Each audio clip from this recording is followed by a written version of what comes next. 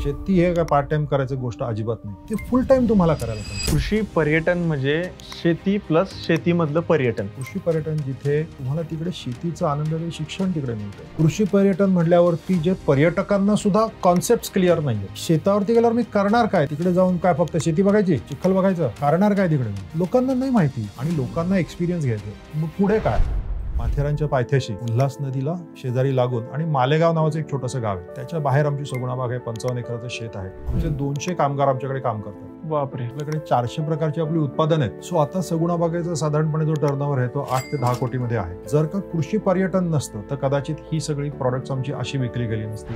एक सर्वसामान्य शेतकरी आहे, द्राक्षामध्ये ॲग्रो टुरिझम करू शकतात का? अगदी 100% करू शकतो. मी तर म्हणून कृषी पर्यटन चालू करायला ₹0 लागतात, जर का तो खरा शेतकरी असेल आणि त्याच्याकडे फळतं फुलतं शेत असेल तर. की हा एक कॉन्सेप्ट आहे. सगुणा बागेत कसा होतं तसाच इकडे अप्लाय करता येईल का, तर नाही. वेगवेगळं आहे. माझं शेत वेगळं आहे, तुम्ही तुमच्या शेतामध्ये तुमचं काय दाखवायचे ते करायला पाहिजे. जे लोक शहरामध्ये राहतात, म्हणजे जे ऍक्च्युअल असणारे गावाकडचेच आहेत, त्यांना काही स्कोप आहे का ॲग्रो टुरिझम मध्ये? ते जाऊन करू शकतात का? ते डेफिनेटली कृषी पर्यटनामध्ये येऊ शकतात. कृषी पर्यटन हा जो मार्ग आहे हा पटापट करण्याचा मार्ग नाहीये. हा तुम्हाला जनरेशनल वेल्थ देईल, जनरेशनल. कारण त्याच्यामध्ये फक्त पैसे मिळत नाही, तुम्हाला प्रतिष्ठा पण मिळणार आहे. बरोबर आहे. प्रतिष्ठा कमी होत चालली आता शेतीमध्ये. त्याच्यामध्ये बेसिकली ग्लॅमर कमी होतं शेतीमध्ये आणि त्याच्यामुळे तरुण माणसं पण त्याच्यामध्ये परत यायला मागत नाही. आज माझ्यासारखा मुलगा जर का माझ्या वडिलांच्या शेतावर जायचा असेल, स्वित्झर्लंड किंवा अमेरिकेसारखे जॉब सोडून, तर तो का करेल? फूड सिक्युरिटी हा जगातला एक सगळ्यात महत्त्वाचा विषय आहे. आज शेती करून जगाचा प्रॉब्लेम सॉल्व्ह करतो. देशाची फूड सिक्युरिटी कायम राहण्यासाठी त्यासाठी शेतकरी टिकायला पाहिजे. आज लोक शेती करायला नाही आहेत. आज मोठे मोठे श्रीमंत देश आहेत, ते शेतकरी राहण्यासाठी जे रुपये तिकडे डॉलर्स आहेत ते तिकडे खर्च करतात. आज शेतकरी जर का थांबले, जनरेशन लॉस होते शेतीमध्ये. माझी जनरेशन थांबली आणि माझ्या पुढच्या जनरेशनने केलं नाही, त्यांच्या पुढच्या जनरेशनला जर का करायचं झालं तर ते स्क्रॅच पासून करतील सुरुवात. झालं ना, 1000 वर्षाचं सगळं संपलं ना तिकडे.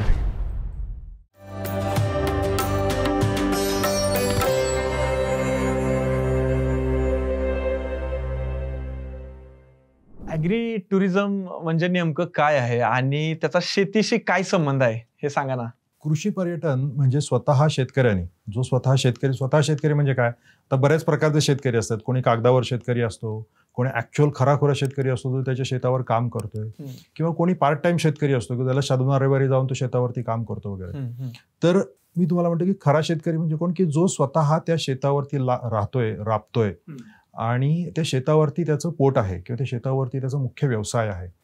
तर असा माणूस हा जो शेतकरी आहे, त्या स्वतः शेतकरी जेव्हा त्याच्या शेतावरती, त्याच्या फळत्या फुलत्या शेतावरती, आता फळता फुलत्या शेतमध्ये सुद्धा बरं कसं आहे, जरी तो त्या शेतावर राहत असला आणि तिकडे जर का ऍक्च्युअली फळतं फुलतं शेत नसेल, नुसतंच असं काहीतरी आहे आणि असं भकास पडलेलं सगळं शेत आहे, तर तसं न असता खरंच स्वतः फळत्या फुलत्या शेतावर तो तिथे जो निवास न्याहारीची जर का तो सोय करत असेल, म्हणजे हॉस्पिटॅलिटीशी रिलेटेड जर का काही काम करत असेल आणि त्याच्यामध्ये लोक येत आहेत, त्याच्यामध्ये लोक राहत आहेत, त्याच्यामध्ये लोक शेताची माहिती घेत आहेत, त्याला एक प्रकारे इंग्लिशमध्ये आपण लीजर लर्निंग असं म्हणू शकतो. की त्याच्यामध्ये ते येत आहेत, त्यांना आनंद पण येतोय त्या सगळ्या ह्या गोष्टीचा, लीजर पण त्यांना आहे आणि त्याच्याचबरोबर ते शिकतायत सुद्धा. म्हणजे नुसतं जसं एखाद्या रिसॉर्टमध्ये लोक जातात तिथे फक्त ते आराम करतात किंवा काय त्यांना पाहिजे तसं लीजर असतं फक्त, पण ह्याच्यामध्ये लीजर बरोबर लर्निंग सुद्धा असतं. सो त्याला एक्झॅक्टली कृषी पर्यटन असं आपण म्हणतो.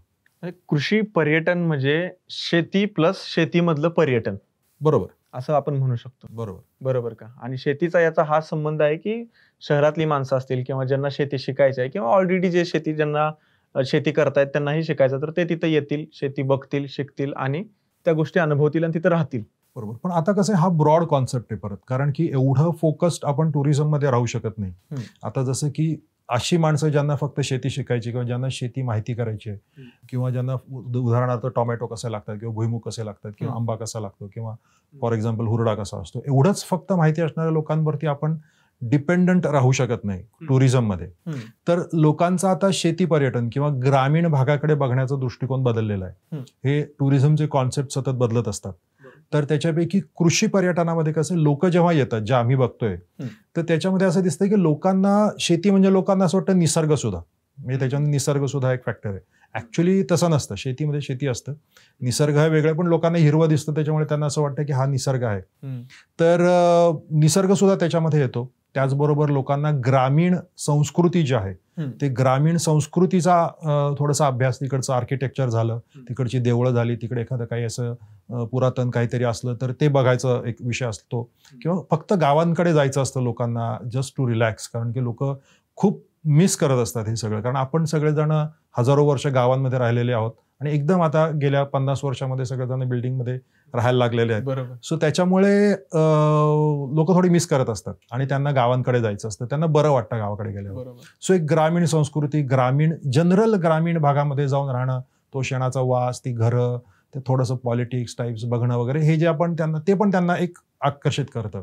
आणि ह्याच्यानंतर अजून एक गोष्ट म्हणजे जेवण, जे आपलं ग्रामीण जेवण जे असतं, चुलीवरचं जेवण. आजकाल शहरांमध्ये सुद्धा चुलीवरचे चहा जेवण वगैरे मिळायला लागली आहेत, पण जे ग्रामीण जेवण जे असतं, ज्याला पूर्ण वेगळीच चव म्हणता येईल, किंवा खरोखर शेतकऱ्याच्या घरनं पिकून ते आलेलं असतं. सो असं वेगवेगळ्या अनेक गोष्टी, म्हणजे कृषी पर्यटन ह्या अनेक गोष्टींचा मिलाप आहे. म्हणजे फक्त शेतीशी माहिती वगैरे लागली तर आपण फार निश क्लायंटेलकडे जातोय, आणि असे निश क्लायंटेल वाढत नाहीये, कमी होत आहेत. ज्यांना खरोखर शेतीमधली माहिती पाहिजे, त्यांना फक्त तशा चोखंदळ ह्याच्यामधनं येणारी लोक थोडी कमी आहेत. सगळ्यात महत्वाचं मला तेच विचारायचं होतं की सगुणा बागमध्ये मी खूप वेळा आलो, खूप वेळा वेगवेगळे अनुभव झाले मला, जेवढ्या वेळा मी आलो.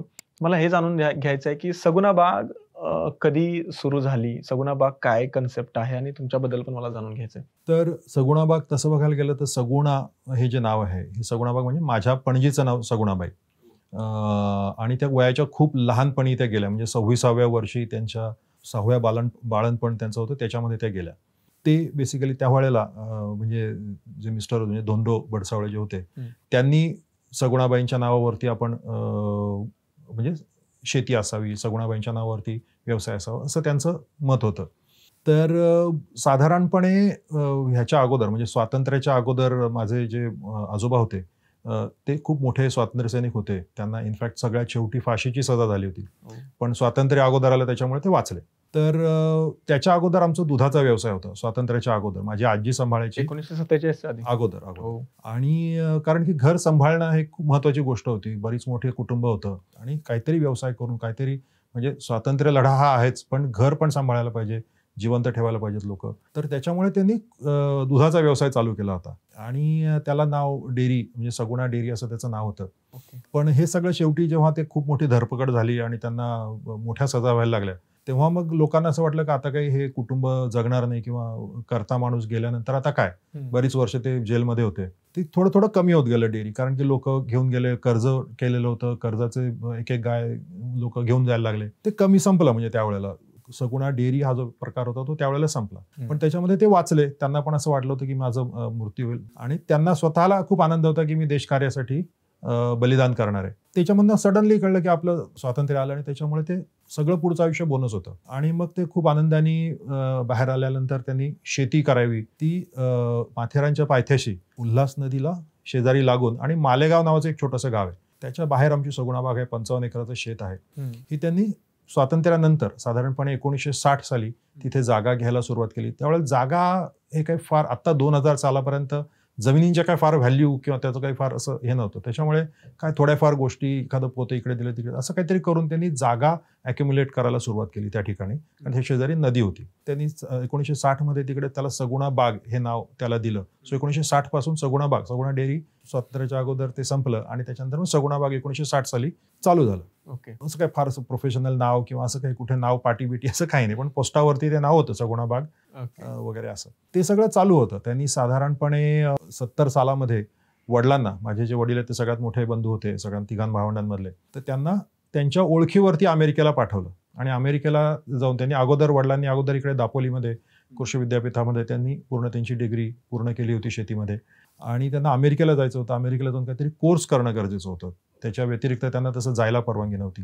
मग तिकडची स्कॉलरशिप घेऊन त्यांनी तिकडे कोर्स केला. त्यांनी फूड टेक्नॉलॉजीमध्ये कोर्स केला. आपण जे आता प्रिंगल्स जे खातो, चिप्स जे असतात, ते चिप्सची सुरुवात जी आहे ती त्यांनी त्यावेळेला त्यांचा त्याच्यामध्ये महत्वाचा हातभार होता. त्यांनी इनफॅक्ट एक प्रकारे फाउंड केली कंपनी असं म्हणू शकतो आपण. त्यांना नंतर मग आजोबांनी पत्र लिहिलं, ज्या पत्रामध्ये त्यांनी सांगितलं की तुम्ही जे करताय तुमचं यश हे खूप चांगलं आहे, पण माझ्यानुसार जेव्हा मी स्वातंत्र्यानंतर आपण जो काही विचारांनी ही जमीन घेतली, मला असं वाटतं की तुम्ही बाहेरचं जग शिकून जर का आपल्या जागेमध्ये आलात परत आणि आपल्या जागेमधल्या लोकांसाठी तुम्ही काही व्यवसाय किंवा शेतीमध्ये काही नवीन गोष्टी केल्यात तर आपला देश पुढे जाऊ शकतो आणि तुम्ही पण पुढे जाल, आपला देश पुढे जाऊ शकेल.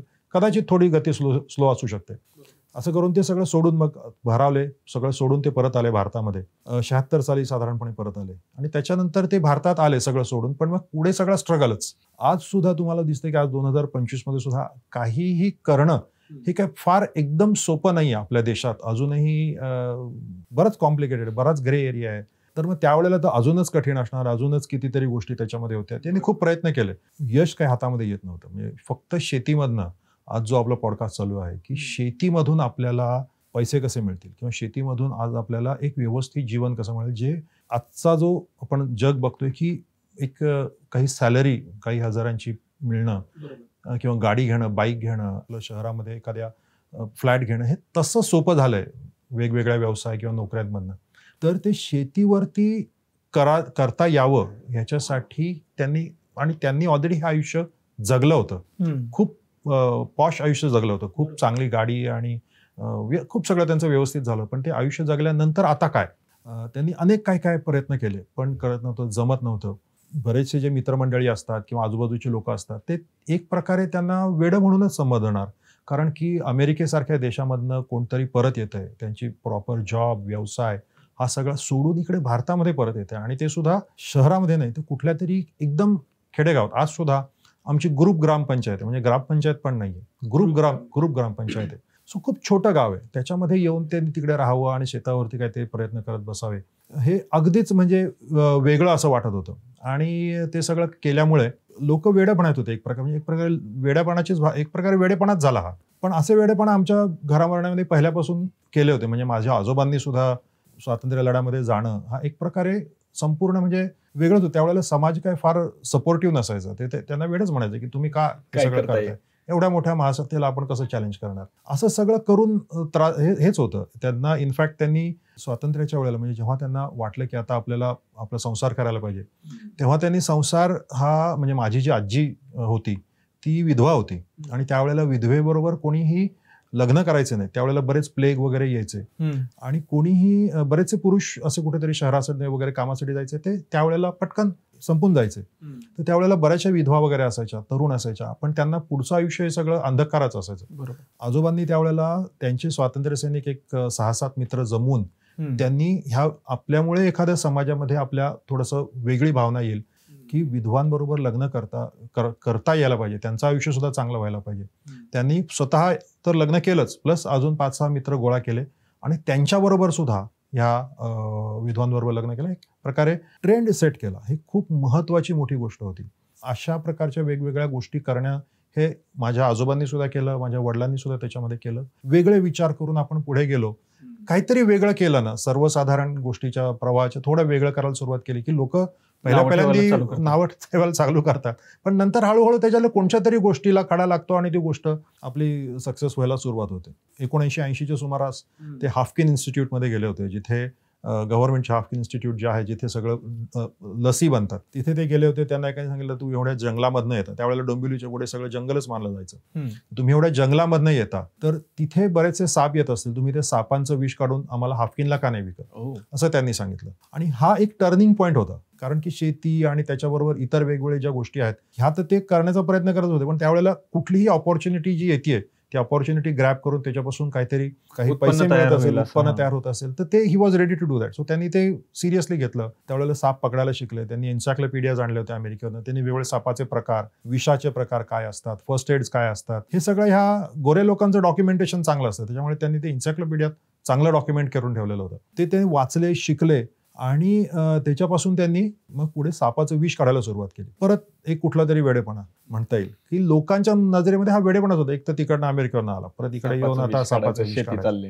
आणि मग त्याच्याबरोबर शेती करतो. सो हे बघायला लोक यायला लागली बेसिकली की सापाचं विष. साप म्हणजे त्यावेळेला फक्त हिंदी सिनेमा, एक प्रकारे त्याला धार्मिक महत्व आणि त्याच्यामुळे काय म्हणजे त्याला असं पकडणं, त्याच्यापासून विष काढणं आणि ते हातात पण पकडू शकतं आणि ते आपल्या मागे पण लागत नाही वगैरे वगैरे. सो हे सगळं विशेष होतं त्यावेळेला लोकांना. आणि ह्याच्यामुळे काय झालं की लोक बघायला यायला लागले. जे माथेरान जे शेजारी एक आमच्या टुरिस्ट डेस्टिनेशन आहे, त्याच्यानंतर आपल्या आजूबाजूची शाळा, कधीही न येणारी मित्रमंडळी, तर हे सगळे आपल्याकडे यायला लागले. एक काहीतरी म्हणजे माझे वेळ काहीतरी वेळा काहीतरी आता नवीन वेडेपणा करतोय ते बघायला यायला लागले. त्याच्यामध्ये साप होते, त्याच्यामुळे अजूनही इनफॅक्ट सापाचं कुतूहल लोकांच्या समाव अजूनही आहे. म्हणजे आता लोक कुठलंही आपण रील काढली तरी कुठलं ना कुठलं तरी कोणतरी साप पकडताना दिसतं, तरी सुद्धा लोकांना सापाचं कुतूहल आज सुद्धा 2025 मध्ये सुद्धा खूप आहे. त्या इमॅजिन त्यावेळेला किती असेल. बरोबर. आणि त्याच्यामुळे खूप संख्येने लोक यायला लागले. म्हणजे लोक यायला लागले हा एक महत्वाचा टर्निंग पॉईंट होता. कारण की शेतावरती लोक कधीच जात नाही. तुम्हाला माहिती असेल आज शेतावरनं लोक बाहेर येऊन शहरामध्ये अजून शहर बजबजपुरी चालली, पण शेतावरती कोणी जात नाही. कितीही सुंदर आपल्याला गाडी आपण जेव्हा कधी ड्राईव्ह करतो, एखाद्या ठिकाणावर जातो, तर तेव्हा आपल्याला दिसतं किती सुंदर शेत आहे, पण आपण वेळ काढून 5 मिनिटं तिकडे थांबून त्या शेताचा आनंद घेत नाही. तर किंवा शेतामध्ये जाऊन त्या घरामध्ये कोण शेतकरी कुटुंब आहे त्याला जाऊन भेटत नाही. भेटायला पाहिजे. मी सगळ्यांना तुमच्या पॉडकास्टमध्ये सांगेन की तुम्ही भेटायला पाहिजे, जायला पाहिजे, लोकांशी बोलायला पाहिजे. खूप महत्वाची गोष्ट आहे. पण हे जे आहे ते लोक यायला लागली शेतावरती. आणि शेतावरती आल्यामुळे झालं असं की सर्वात प्रथम एक आपल्याला जो आजही मी म्हणतो की उलटा जो फोर्स आमच्या इकडे 1900 जवळजवळ 83 साली चालू झाला की लोक शेतावरती येतात साप बघण्यासाठी. मग साप बघण्यासाठी आले, सापांच्या विषयी माहिती सांगितली. मग त्याच्यानंतर मग लोकांना शेत दाखवायला घेऊन जाणं, त्यांना नदीत नेणं, त्यांना बैलगाडीत बसवणं, त्यांना आलेले जे काही टोमॅटो आहेत, काही काकड्या आहेत, काही घोसाळी आहेत, ते सगळे त्यांना ती दाखवणं. आणि आलेत माणसं आता आपल्याकडे, तर हे लोक हे आपल्याकडनं घेऊन पण जातील ना विकत. तर हा पण एक त्याच्या पाठीमागचा उद्देश असायचा. लोकांना ते द्यायचं, तिकडे टोपल्यांमध्ये ते सगळं लावायचं. मग लोक जाताना अगदी आनंदाने ते सगळं घेऊन जायचे. लोकांना ते त्यावेळेला सुद्धा अनवाइंडिंग वाटायचं. त्यावेळेला सुद्धा लोकांना ते छान वाटायचं की ते पायातल्या चपला बाजूला काढून अनवाणी फिरायचे आणि नदीत आंघोळ करायचे. आणि चुलीवरचं जेवण ते त्यावेळेला फार एवढं रेअर नव्हतं, पण ते लोकांना खूप आवडायचं, खूप लोकांना मजा यायची. आणि त्यावेळेला सुद्धा येणारी लोक काही काही जे धनिक असायचे, जे रिसॉर्ट्स वगैरे त्यावेळेला अफोर्ड करू शकायचे किंवा हॉटेल्स अफोर्ड करू शकायचे. हॉटेलमध्ये जाऊन खाणं वॉज अ बिग थिंग, खूप मोठी गोष्ट. ते कसं अफोर्ड करायचे, मग ते इकडे येऊन सुद्धा त्यांना ते खाणं आवडायचं. आणि त्याच्यानंतर त्यांना लोकांना वाटतं की आम्ही काहीतरी पैसे द्यावे ह्या गोष्टीचे, सोडणार नाही तुम्हाला नाश्ता करू चहा केल्याशिवाय. सो ते जी आपली संस्कृती तीच फक्त फॉलो करत होता. आणि तो काय आपला हे नव्हतं, म्हणजे आपल्याला ते काय करायचं असं काही नव्हतं की त्याच्यापासून पैसे मिळावेत. हा काय आपला त्याच्या मागचा उद्देश नव्हता. पण लोक परत यायला लागली, सारखी ते करा. आणि 3-4 वर्ष आम्ही असंच केलं. काही नाही, जाऊ दे, तुम्ही आमचं भाजीपाला नेताय. ही गोष्ट आहे, ही 1982 ते 84 आजूबाजूची गोष्ट आहे.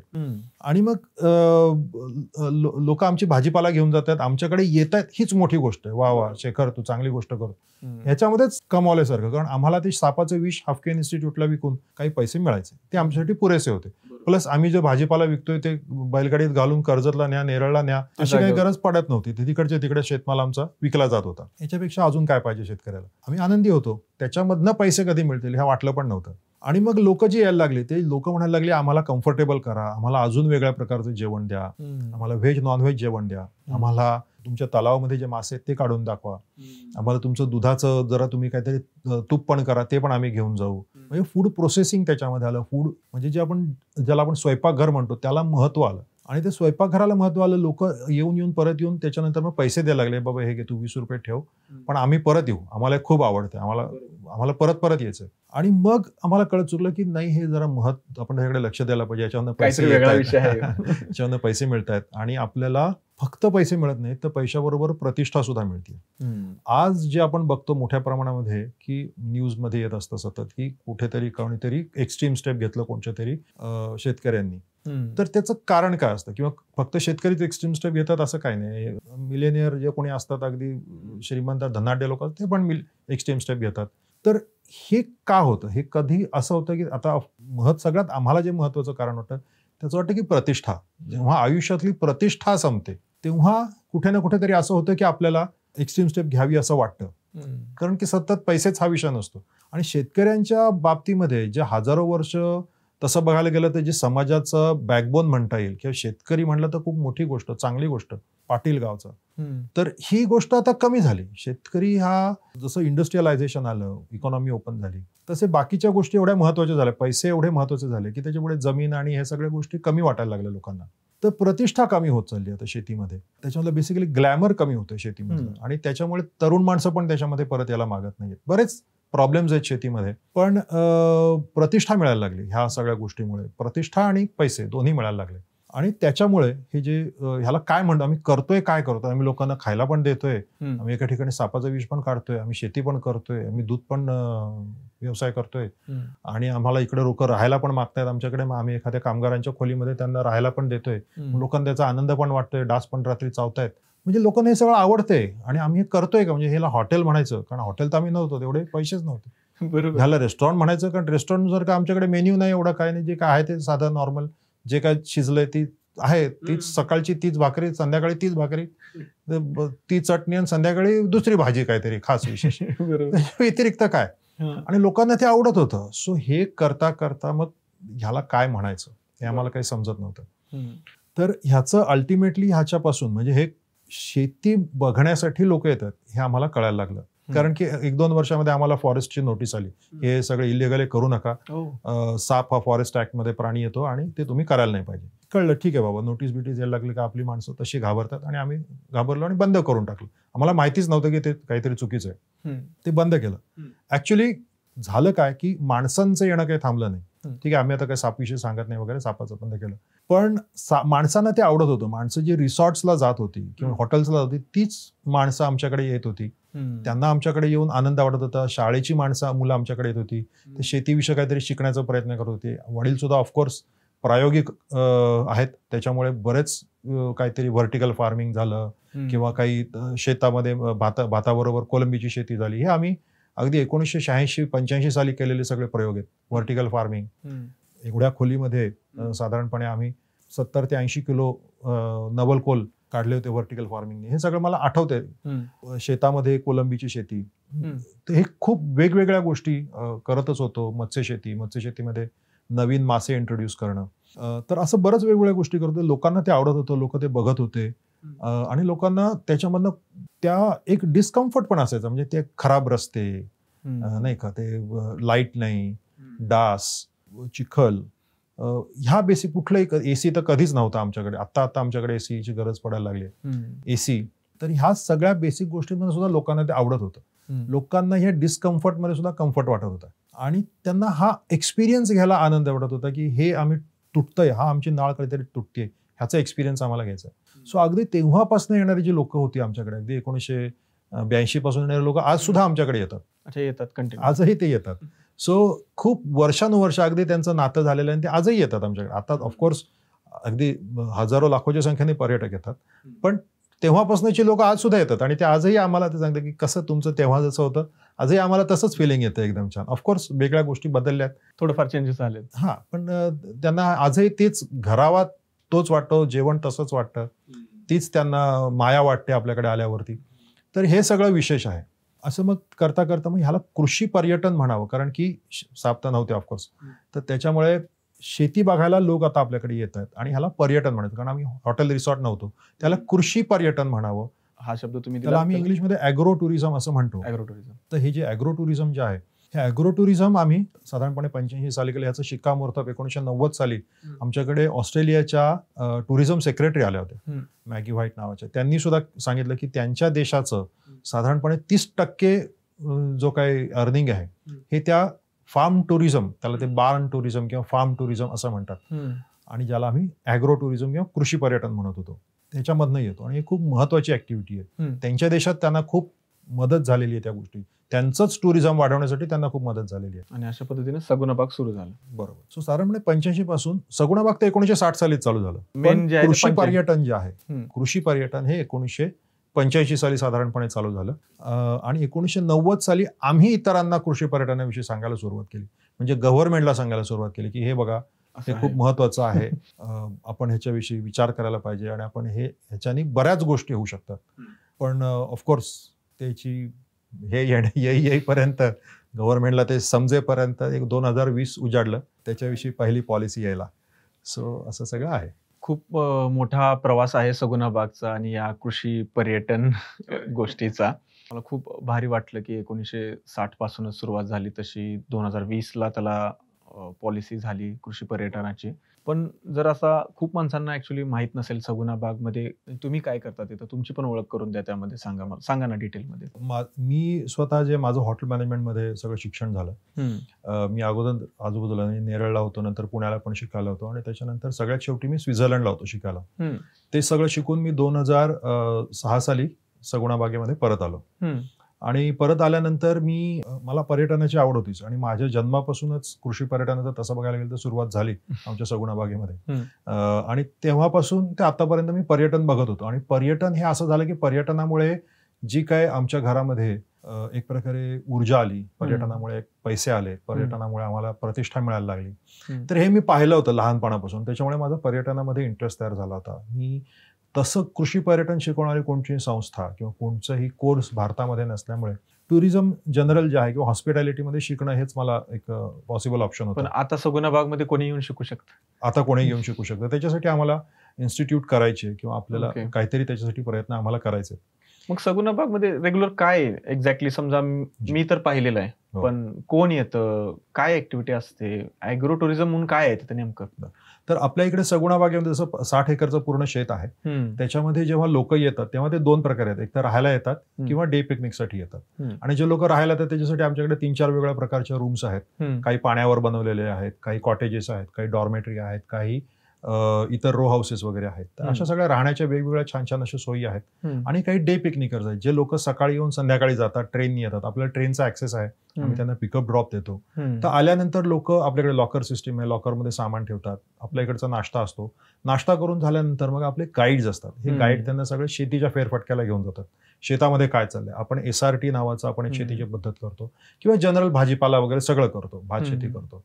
तर हे सगळे शेतीची फेरफटका असतो. त्याच्यामध्ये लोक मधमाशांचं बघतात की मधमाशी कसं होते, मोती कसे तयार केले जातात, खेकडे पालन कसं असतं, ह्या सगळ्या वेगवेगळ्या गोष्टी लोक बघतात. त्याचबरोबर आपल्या इकडे आपला ग्रामीण भाग असल्यामुळे आपण आपल्या इकडे कबड्डी, खो खो ह्या सगळ्यांचं आपण इकडे प्रशिक्षण देतो. कुस्ती ह्या सगळ्याचं प्रशिक्षण आणि मल्लखांब. तर लोक मल्लखांबचा डेमो पण आपल्याकडे बघतात.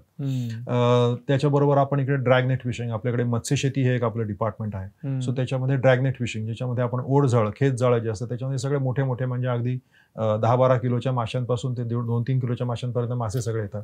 ते मासे दाखवतो. आपली बैलगाडी असते, आपण त्यांना नदीवर घेऊन जातो. सो हे ऍग्रिकल्चर टूर मध्ये हा सगळा भाग येतो. बफेलो राईड आपण जसं तुम्हाला माहिती आहे की ग्रामीण युवक भरपूर प्रमाणामध्ये म्हणजे म्हशी सोडतात आणि त्याच्यावरती मशीनवरती पाण्यामध्ये धुतात, त्याच्यावरती बसतात आणि मग ती एखादी म्हैस जरा थोडी तापट असते की गडगड गडगड धावत जाते आणि मग म्हैस बाहेर पडण्याच्या अगोदर बाहेर उडी मारायची असते. तर तेवढी तापट म्हैस नसते आपल्या इकडे. पण अशा प्रकारे आपण एक थोडं कामर व्हर्जन जे आहे, चांगलं व्हर्जन ऑफ म्हैस, ती तिकडे असते आणि ती चांगली बफेलो राईड वगैरे देते लोकांना. तर असं सगळं छान आहे. लोकांना नदीमध्ये पोहण्याचा एक आनंद जो असतो, पूर्ण खळखळतं, एकदम ऊर्जेने पूर्ण पाणी. स्विमिंग पूलचं पाणी वेगळं असतं आणि त्याच्यामध्ये काही केमिकल्स वगैरे किंवा अशा काही गोष्टी. स्विमिंग पूल वगैरे काही नाही, स्विमिंग पूल नाही. आणि आपल्याकडे पूर्ण नदी आहे, स्वच्छ नदी, अशी नदी की खळखळतं पाणी आपण पिऊ शकतो, डोंगरात येते अगदी. तर असं एकदम खूप छान लोकांचं. त्याच्यानंतर मग लोक नदीवर जातात. नदीवरती पोहल्यामुळे काय होतं की त्यांचा दिवसभर, लोकांना एवढी चालण्याची सवय नसते. 5 काही जे चालतात लोक 5-1 किलोमीटर तरी चालत असते पूर्ण फिरलं तर मग त्यांचा जो क्षीण आहे तो सगळा निघून जातो आणि त्यांना भूक पण भयंकर लागते. तर त्याच्यामुळे मग जेवून येतात आणि दुपारचं जे जेवण असतं ते जेवण आपलं जेवतात. जेवणामध्ये ज्या आपल्याकडे भाज्या असतात शेतामध्ये त्याच्यापासूनच केलेल्या भाज्या असतात. साधं आपलं महाराष्ट्रीयन पद्धतीचं सगळं जेवण असतं. पोळी, भाजी, डाळ, भात वगैरे सगळं असं असतं. कोणाला मासे पाहिजे असतील, चिकन पाहिजे असेल तर ते पण लोकांना आपण देतो. मला भूक लागली. तर अशा प्रकारचं सगळं खूप चुलीवरती, ऍक्च्युअल चुलीवरती, कारण आमच्याकडे दुसरं गॅस बीस नाहीच आहेत. मोठं किचन आहे तुमचं. हो. तर आपलं चुलीवरचं खरं जेवण आहे ते सगळं जेवण असतं. आपल्या इकडचं दूध डेअरी आहे, त्याचं आपलं ताक असतं किंवा वेगळं तूप वगैरे असतं. तर हे सगळं जेवण आपलं असतं, एकदम छान खमंग जेवण असतं. त्याचबरोबर आपली 400 उत्पादनं आहेत सगुणा बागेमध्ये, फूड प्रोसेस प्रॉडक्टची. त्याच्यापैकी आपण विक्रीच्या उद्देशाने आपण त्याच्यापैकी काही 4-5 लोणची हे आपण दुपारच्या जेवणात ठेवलेली असतात. म्हणजे लोक ते दुपारी जेवणामध्ये ती जेवतात, त्यांना दिसतं आणि मग ते ऍक्च्युअल ते दुकानामध्ये जातात आणि ती लोणची किंवा इतर लोणची हे ऍज अ प्रॉडक्ट बघतात. सो त्यांचं टेस्टिंग तेव्हा होतं. एवढ्या ऍक्टिव्हिटीसाठी आणि आनंद घेण्यासाठी नेमकं येतं कोण? आता गावाकडल्या माणसांना काय वाटणार, अरे काय शेती बघायला जायचं, बरोबर. येतं कोण नेमकं तिथे? शहरातली माणसं का विदेशात येतात, कोण येतं? नाही, आपल्याकडे येणारे सगळे जे पर्यटक आहेत हे सगळे मुंबई पुण्याचे असतात आणि नाशिकचे असतात काही प्रमाणामध्ये. सो मुंबई पुणे आणि नाशिक म्हणजे शहरातली माणसं आपल्याकडे येतात. साधारणपणे जे गावातली लोक जी असतात, जी गावामधली ती लोक आपल्याकडे कमी असतात. ज्यांचा आता शेतीपासून संबंध तुटत चाललेला आहे ती लोक आपल्याकडे मोठ्या प्रमाणात. मग गावातल्या जे सर्वसाधारण शेती करतात तेही माणसं जर तुमच्याकडे आली तर त्यांना काही शिकायला मिळेल का तिथं? ऑफकोर्स. आपण जसं मी तुम्हाला म्हणलं, आपण बऱ्याच शेतीमध्ये आपण बरेच वेगळे प्रयोग करतो. जे आपण डीप मध्ये आपण त्याचे जसे SRT झालं किंवा आपण आता उदाहरणार्थ सक्सेसफुली जर का आपण मोत्याची शेती करत असू, सक्सेसफुली खेकड्याची शेती करतो, हेही शिकायला भेटतं तिथं. हो. आणि आपल्या इकडे खूप मोठ्या प्रमाणामध्ये आपल्याकडे फूडवरती आपण प्रोसेसिंग करतो. म्हणजे जसं की आपल्याकडे 400 प्रकारची आपली उत्पादन आहेत. आपल्याकडे काय होतं की सोमवार ते शुक्रवार आपल्याकडे वेळ असतो. आमचे 200 कामगार आमच्याकडे काम करतात. तर तो सोमवार ते शुक्रवार जरा स्लॅक पिरियड असेल हॉस्पिटॅलिटीच्या दृष्टीने, तर मग आपलं ते कामगारांचा वापर हे आपल्याकडे अशी उत्पादनं काढणं, त्याच्यापासून बनवणं, त्याच्यापासून बॉटलिंग करणं, प्रोसेसिंग करणं, पापड बनवणं, वेगवेगळी लोणची बनवणं, हे सगळं आम्ही करत असतो. आणि ते मग आम्ही आमच्या दुकानांमध्ये ते सगळं विकतो. तर हे सगळं ऑफकोर्स शेतकरी सगळं बघू शकतात, शिकू शकतात. कारण की फक्त कृषी पर्यटनाच्या व्यतिरिक्त सुद्धा आम्ही बऱ्याच ह्या सगळ्या सक्सेसफुल गोष्टी करत आहोत. मला म्हणायचं हेच आहे की शहरातले लोक तर झाले, आता हे तरुण जे जेनझी आहे तर हे इकडे येतात का कधी तुमच्याकडे? कमी प्रमाणात येतात. आता सध्या आमच्याकडे कमी प्रमाणात येतात. आपल्याकडे आता येणारा जो वर्ग आहे हे मॅरिड जे कपल्स असतात, त्यांची जी मुलं असतात, हे अशा प्रकारचे मंडळी आमच्याकडे येतात. आणि हे सर्व महाराष्ट्रीयन बॅकग्राऊंडचे असतात जे आता आमच्याकडे येत आहेत. कारण की तसं बाहेरच्या इतर वर्गांमध्ये आमचं मार्केटिंग झालेलंच नाहीये. आणि जे झालेले आहेत येत आहेत, आमचं सगळं पहिल्यापासून वर्ड ऑफ माउथनीच आमच्याकडे लोक येतात. बरोबर. ज्यांना आवडलं ते दुसऱ्यांना सांगतात. सो सर्कल हे साधारणपणे, आणि जेवण आमचं हे पूर्णपणे महाराष्ट्रीयन असल्यामुळे आतापर्यंत आमच्याकडे जे येतात ते सर्व महाराष्ट्रीयन लोक आहेत. भारी. म्हणजे बऱ्यापैकी एक येतो माणूस, दुसरा सांगतो. जसं मी आता आलोय तर मी 4 चौघांना सांगू शकतो, तुम्हाला शेती पण शिकायला मिळेल, ऍक्टिव्हिटी करायला भेटतील, 2 दिवस तुम्ही शांत राहू शकता. रिसॉर्ट मध्ये राहण्यापेक्षा, स्विमिंग टँक मध्ये जाण्यापेक्षा अगदी बरोबर नदीमध्ये जाऊन राहू शकता. पण एक महत्वाची गोष्ट विचारायची आहे, कारण हा जो पॉडकास्ट बघत असतील हे ज्यादा तर इथे शेतकरी किंवा शहरामध्ये राहणारे जे मुलं आहेत ज्यांना शेतीमध्ये यायचं आहे ते बघणार आहेत. आणि ह्या पॉडकास्टचं महत्व काय आहे, आपण का करतोय, कारण की ऍग्रो टुरिझम हे काय आहे आणि त्यातनं उत्पन्न कसं मिळू शकतं हे लोकांपर्यंत मला पोहोचवायचं आहे पॉडकास्ट मधून आणि तुमच्याद्वारे. तर एक बिझनेस अँगलनं जर तुम्ही कम्फर्टेबल असाल तर सांगू शकता का की सगुना बागचा म्हणजे एक बिझनेस अँगल काय आहे आणि कशा पद्धतीने तो वर्कआउट करतो आणि टर्नओव्हर कसा होतो? सो आता सगुना बागेचा साधारणपणे जो टर्नओव्हर आहे तो 8 ते 10 कोटीमध्ये आहे वर्षाचा. आणि त्याच्यामध्ये जसं पर्यटन आहे तर त्याच्याबरोबर पर्यटन तर आहेच, पर्यटनाचं साधारणपणे 6 कोटीपर्यंत असेल. त्याच्यानंतर जो भाजी वगैरे जे आहे, भाजी आणि धान्य विक्री जे आहे ते एक आहे. आणि त्याच्या व्यतिरिक्त साधारणपणे 1.5 ते 2 कोटीपर्यंत जो सेल असतो हा आमच्या प्रॉडक्ट्सचा असो. जे मी तुम्हाला म्हणले 400 प्रॉडक्ट्स आहेत, त्याची एकूण 4 आमची दुकानं आहेत. त्याच्यापैकी 3 दुकानं आमची शहरामध्ये भाड्याने घेतलेली आहेत आणि एक आमचं सगुना बागेमधलं दुकान आहे. तर असं सगळं हा जो सेल आहे हा साधारणपणे 8 ते 10 कोटीपर्यंत वर्षभराचं टोटल जातो. पण हे सगळं इंटरकनेक्टेड आहे. जर का कृषी पर्यटन नसतं तर कदाचित ही सगळी प्रॉडक्ट्स आमची अशी विक्री गेली नसती, आमचं ब्रँड नाव कळलं नसतं लोकांपर्यंत आणि ती विक्री झाली नसती. तर त्या कृषी पर्यटनामुळे ह्या सगळ्या गोष्टी आमच्या विकल्या जातात आणि बऱ्याचशा गोष्टी ज्या आहेत ह्या आमच्या शेतावरतीच विकल्या जातात. म्हणजे मला असं वाटतंय की हे कृषी पर्यटन केंद्र जे आहे सगुना बाग, इथं कोणीही येऊ शकतो. म्हणजे शहरातला माणूस येऊ शकतो, गावचा माणूस येऊ शकतो आणि एक शेतकरी आहे तो पण येऊ शकतो आणि शिकू शकतो आणि एक बिझनेस अँगल पण बघू शकतो. तिथं येतात ना ऑफकोर्स. आमच्याकडे येणारे जे मुख्य पर्यटक आहेत जसं मी म्हटलं तसं शहरी लोक आहेत, पण ह्याच्या व्यतिरिक्त आमच्याकडे हजारोच्या संख्येने शेतकरी सुद्धा येतात. ओके. शेती शिकायला किंवा तसं SRT आहे, सगुना राईस टेक्निक किंवा सगुना रिजनरेटिव्ह टेक्निक, त्यामध्ये मला वाटतं 5,000च्या जास्त शेतकरी कनेक्टेड आहेत जे भातामध्ये काम करतात. अगदी बरोबर. आणि त्यासाठीच तुमचा 16 मेला जो आहे तो शेतकरी सन्मान सोहळा घेतला जातो. बरोबर. तसं शेतकरी तर येतातच, त्याचबरोबर आमच्याकडे सरकारी अधिकारी सुद्धा येतात. काही त्यांच्या वेगवेगळ्या मीटिंग्स घेण्यासाठी येतात. प्लस काही शेतीचे जे ऑफिसर्स असतात ते शेती आणि कृषी पर्यटन नक्की काय हे शिकण्यासाठी सुद्धा येतात. सो असे अनेक प्रकारचे येतात. आणि एक महत्वाचे लोक म्हणजे विद्यार्थी, जे आजूबाजूचे जे शाळा आहेत, आजूबाजूच्या शाळा ग्रामीण भागामध्ये येऊन, जसं त्यांच्यामध्ये आता एन्व्हायरमेंटल स्टडीज म्हणून पण एक आहे. बरोबर. तर एन्व्हायरमेंटल स्टडीमध्ये सुद्धा लोक अगदी जंगलात जाण्यापेक्षा खूप महत्वाचं आहे. होय कारण नेचर काय आहे, मासे, खेकडे सगळ्या गोष्टी बघायला बरोबर, भेटतात. बरोबर. सगळं एक दिवसामध्ये त्यांना सगळं पाहायला मिळते. आणि बरोबर. आता असं झालंय की शहरामध्ये पोरं शिकायला गेले की त्यांना बटाटा खाली लागतोय का वर, बरोबर. यातच कन्फ्युजन असते. बरोबर. एक मुद्द्याच्या गोष्टीवर मी येतो. होय. मला असं विचारायचं की समजा एक सर्वसामान्य शेतकरी आहे, बरोबर का? होय. मी तुम्हाला फॉर एक्झाम्पल सांगतो, माझे मित्र आहेत निलेश होय. नल्ले म्हणून, लातूरला असतात. होय. त्यांचं एक पेज आहे इंस्टाग्रामवरती, ग्रेप फॅब्युलस फार्मिंग म्हणून. ओके. आणि त्यांची 1 एकर 1.5 एकर बाग आहे द्राक्षाची. होय. तर ते तिथं द्राक्षाचे व्हिडिओ टाकत असतात. होय. तर ते द्राक्षामध्ये ॲग्रो टुरिझम करू शकतात का? असे हजारो शेतकरी आहेत महाराष्ट्रामध्ये, लाखो शेतकरी आहेत. बरोबर.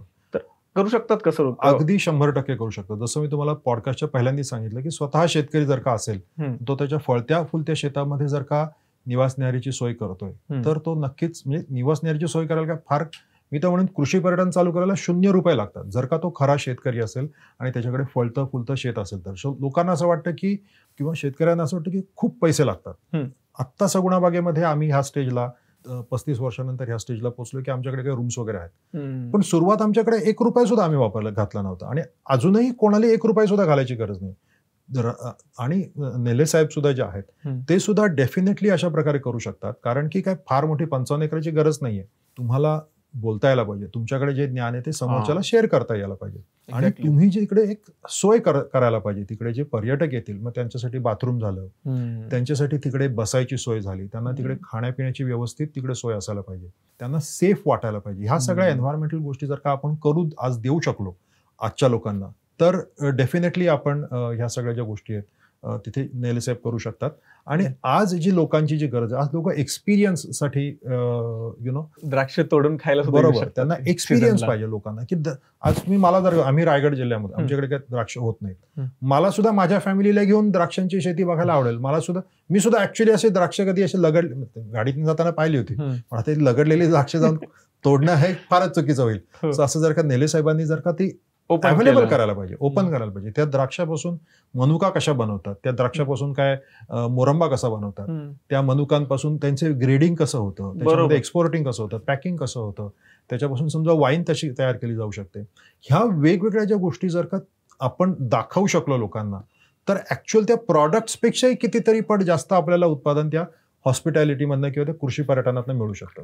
पण माणसांना कसं आहे की माहितीये का, एखादं असं काही नवीन निघलं की टाइमपासच वाटतो. म्हणजे आता समजा निलेश नल्ले सरांना कळालं की त्यांनी इंस्टाग्राम पेज ओपन केलं, त्यातून ते व्हिडिओ टाकायला, त्यांना काय पॉवर आहे, म्हणजे ह्या गोष्टींची त्यांना कळाली. पण खूप सारे शेतकरी असे आहेत जे खूप मोठं काम करतायत, की त्यांना त्याची कल्पनाच नाही की आपण किती मोठं काम करतो. ते त्यांच्याच विश्वात आहेत, म्हणजे ते त्या गोष्टी प्रोड्यूस करतायत, देशाच्या बाहेर युरोपला जात आहे किंवा पूर्ण देशामध्ये ते विकतायत.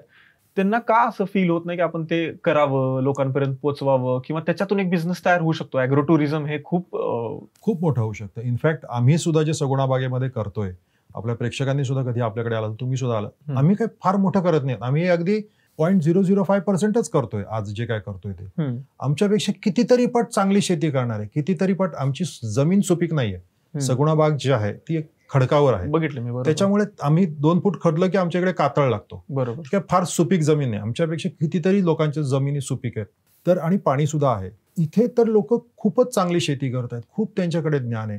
ते फक्त ओपन व्हायला पाहिजेत. आणि लोक का करत नाहीत मला कल्पना नाही, पण लोकांनी फक्त ओपन व्हायला. आणि जसं मी म्हणतो, ₹0 गरज आहे. डे पिकनिक मध्ये किंवा तिकडे स्वतः जर का कोण मालक राहत असेल शेतावरती, एक मध्ये पडदा घातला, भिंत घातली, इथे ह्या साईडला लोक पर्यटक झोपतायत, इथे मालक झोपतोय, इथे जे काय बनवलंय तेच त्यांना तिकडे दिलं. असं करून सुद्धा लोक आवडतात. लोक घरातली माणसं म्हणून राहतात. लोक जेव्हा येतात पर्यटक, त्यांना वाटतं की फारच कोणतरी बाहेरचं, असं काही नाही. आणि गावामधली माणसं तर आपण त्यांना पटकन ऍक्सेप्ट करतो. त्यांना वाटतं शहरातली माणसं आपल्याला ऍक्सेप्ट करतील की नाही, असं काही नसतं. लोकांना खरं तर लोकांचा तो जिव्हाळा आता आयुष्यामधला कमी झालेला आहे. लोकांना जिव्हाळा पण पाहिजे असतो. ते घरातली आपली जी हॉस्पिटॅलिटी जी आहे, आपलं आता उदाहरणार्थ हॉटेल मॅनेजमेंटमध्ये आम्ही ती फ्रेंच हॉस्पिटॅलिटी शिकतो. ते गाढव लोक आहेत, त्यांना खरंच काही कळत नाही. तर त्यांचं नाव त्यांनी ब्रँडिंग फार मोठं केलं या गोऱ्या लोकांनी. त्यांना हॉस्पिटॅलिटीचा ह पण कळत नाही जेवढा आपण त्याच्यामधली PhD लोक पैदा झाल्यापासून असतो. तर आपण खरं ही हॉस्पिटॅलिटी जी आहे आपली, जी आहे ती आपण त्यांना देऊ शकतो. लोक ते त्याचा एक्सपिरियन्स घेऊ शकतात आणि ₹0 अक्षरशः लोक कृषी पर्यटन चालू करू शकतात. आपली शेतं स्वच्छ असतात, आपली घरं छान असतात, शहरातल्या फ्लॅटपेक्षा मोठी असतात. आपण सुरुवात तर करा. 2 गोष्टी मला कळाल्या की एक गुंतवणूक नाहीये, ₹0 करू शकताय. तुमचं जे फार्म आहे, जे तुमचं नॉलेज आहे ते तुम्ही शेअर करू शकता. बरोबर. अगदी अर्धा एकरचा शेतकरी पालकाची शेती करणारा जरी असेल तो सुद्धा कृषी पर्यटन करू शकतो. त्याच्याच राहत्या घरापासून सुरुवात करू शकतो. बरोबर आहे. तिथं तो फील देऊ शकतो. बाहेरून माणसं शहरातून बी येऊ शकतात आणि ज्यांना काही माहित नाही ते शिकण्यासाठी पण येऊ शकतात तिथं. चला पालकाची शेती. फक्त ते शेत नसतं ना, आपण गावामध्ये असतो. गावामध्ये आपलं देऊळ असतं, आजूबाजूला काहीतरी कुठेतरी ऐतिहासिक असतं, कोणतरी माणूस पोवाडा म्हणणार असतो, कोणतरी काहीतरी असतं. ह्या एक्सपिरियन्स लोकांना पाहिजे. मग ते अर्धा एकरचं शेत चालू झालं नाही तर लगेच संपलं असं लोकांना आता काय हे काय दाखवायचं. अरे तुमच्याकडे जे आपण आज जे करतोय ते जगाचा प्रॉब्लेम सॉल्व्ह करतोय. आज शेती करून आज लोक शेती करायला नाहीयेत. आज अख्खे मोठे मोठे श्रीमंत देशांमध्ये लोक शेती करत नाहीयेत. भारतामध्ये सुद्धा लोक शेती सोडतात खूप मोठ्या प्रमाणामध्ये. अलार्मिंग नंबर आहे. पण आपण जे करताय ते छोटं शेत झालं काय झालं आपल्याकडे सांगायला आहे ना. त्याच्यामध्ये सगळ्यात मोठा प्रश्न लोकांना असं वाटतं की याचं मार्केटिंग कसं करणार. ह्याचं लोक माझ्याकडे येणार कशासाठी, कसं येणार, लोकांना वाटणार कसं की मी आता समजा तुमच्या नेलेंच्याकडे मी जाणार तर मी माझी फॅमिली घेऊन जाणार तर ते सेफ राहणार आहेत की नाही हे मला कसं काय वाटणार. आणि असे पण कोण आहेत की जे द्राक्षामध्ये कृषी पर्यटन आहे, मी त्यांच्याकडे जाऊन फिरू शकतो किंवा शिकू शकतो, हे कसं कळणार, लोकांना कळणार कसं काय. तर हा एक मोठा प्रश्न आहे. हा जो प्रश्न आहे बेसिकली हा प्रश्न आपण सोशल मीडियामधनं सॉल्व्ह करू शकतो. कारण कसं आहे की एक पण ह्याचं खूप मोठ्या प्रमाणामध्ये खरं तर सरकारचं योगदान पाहिजे.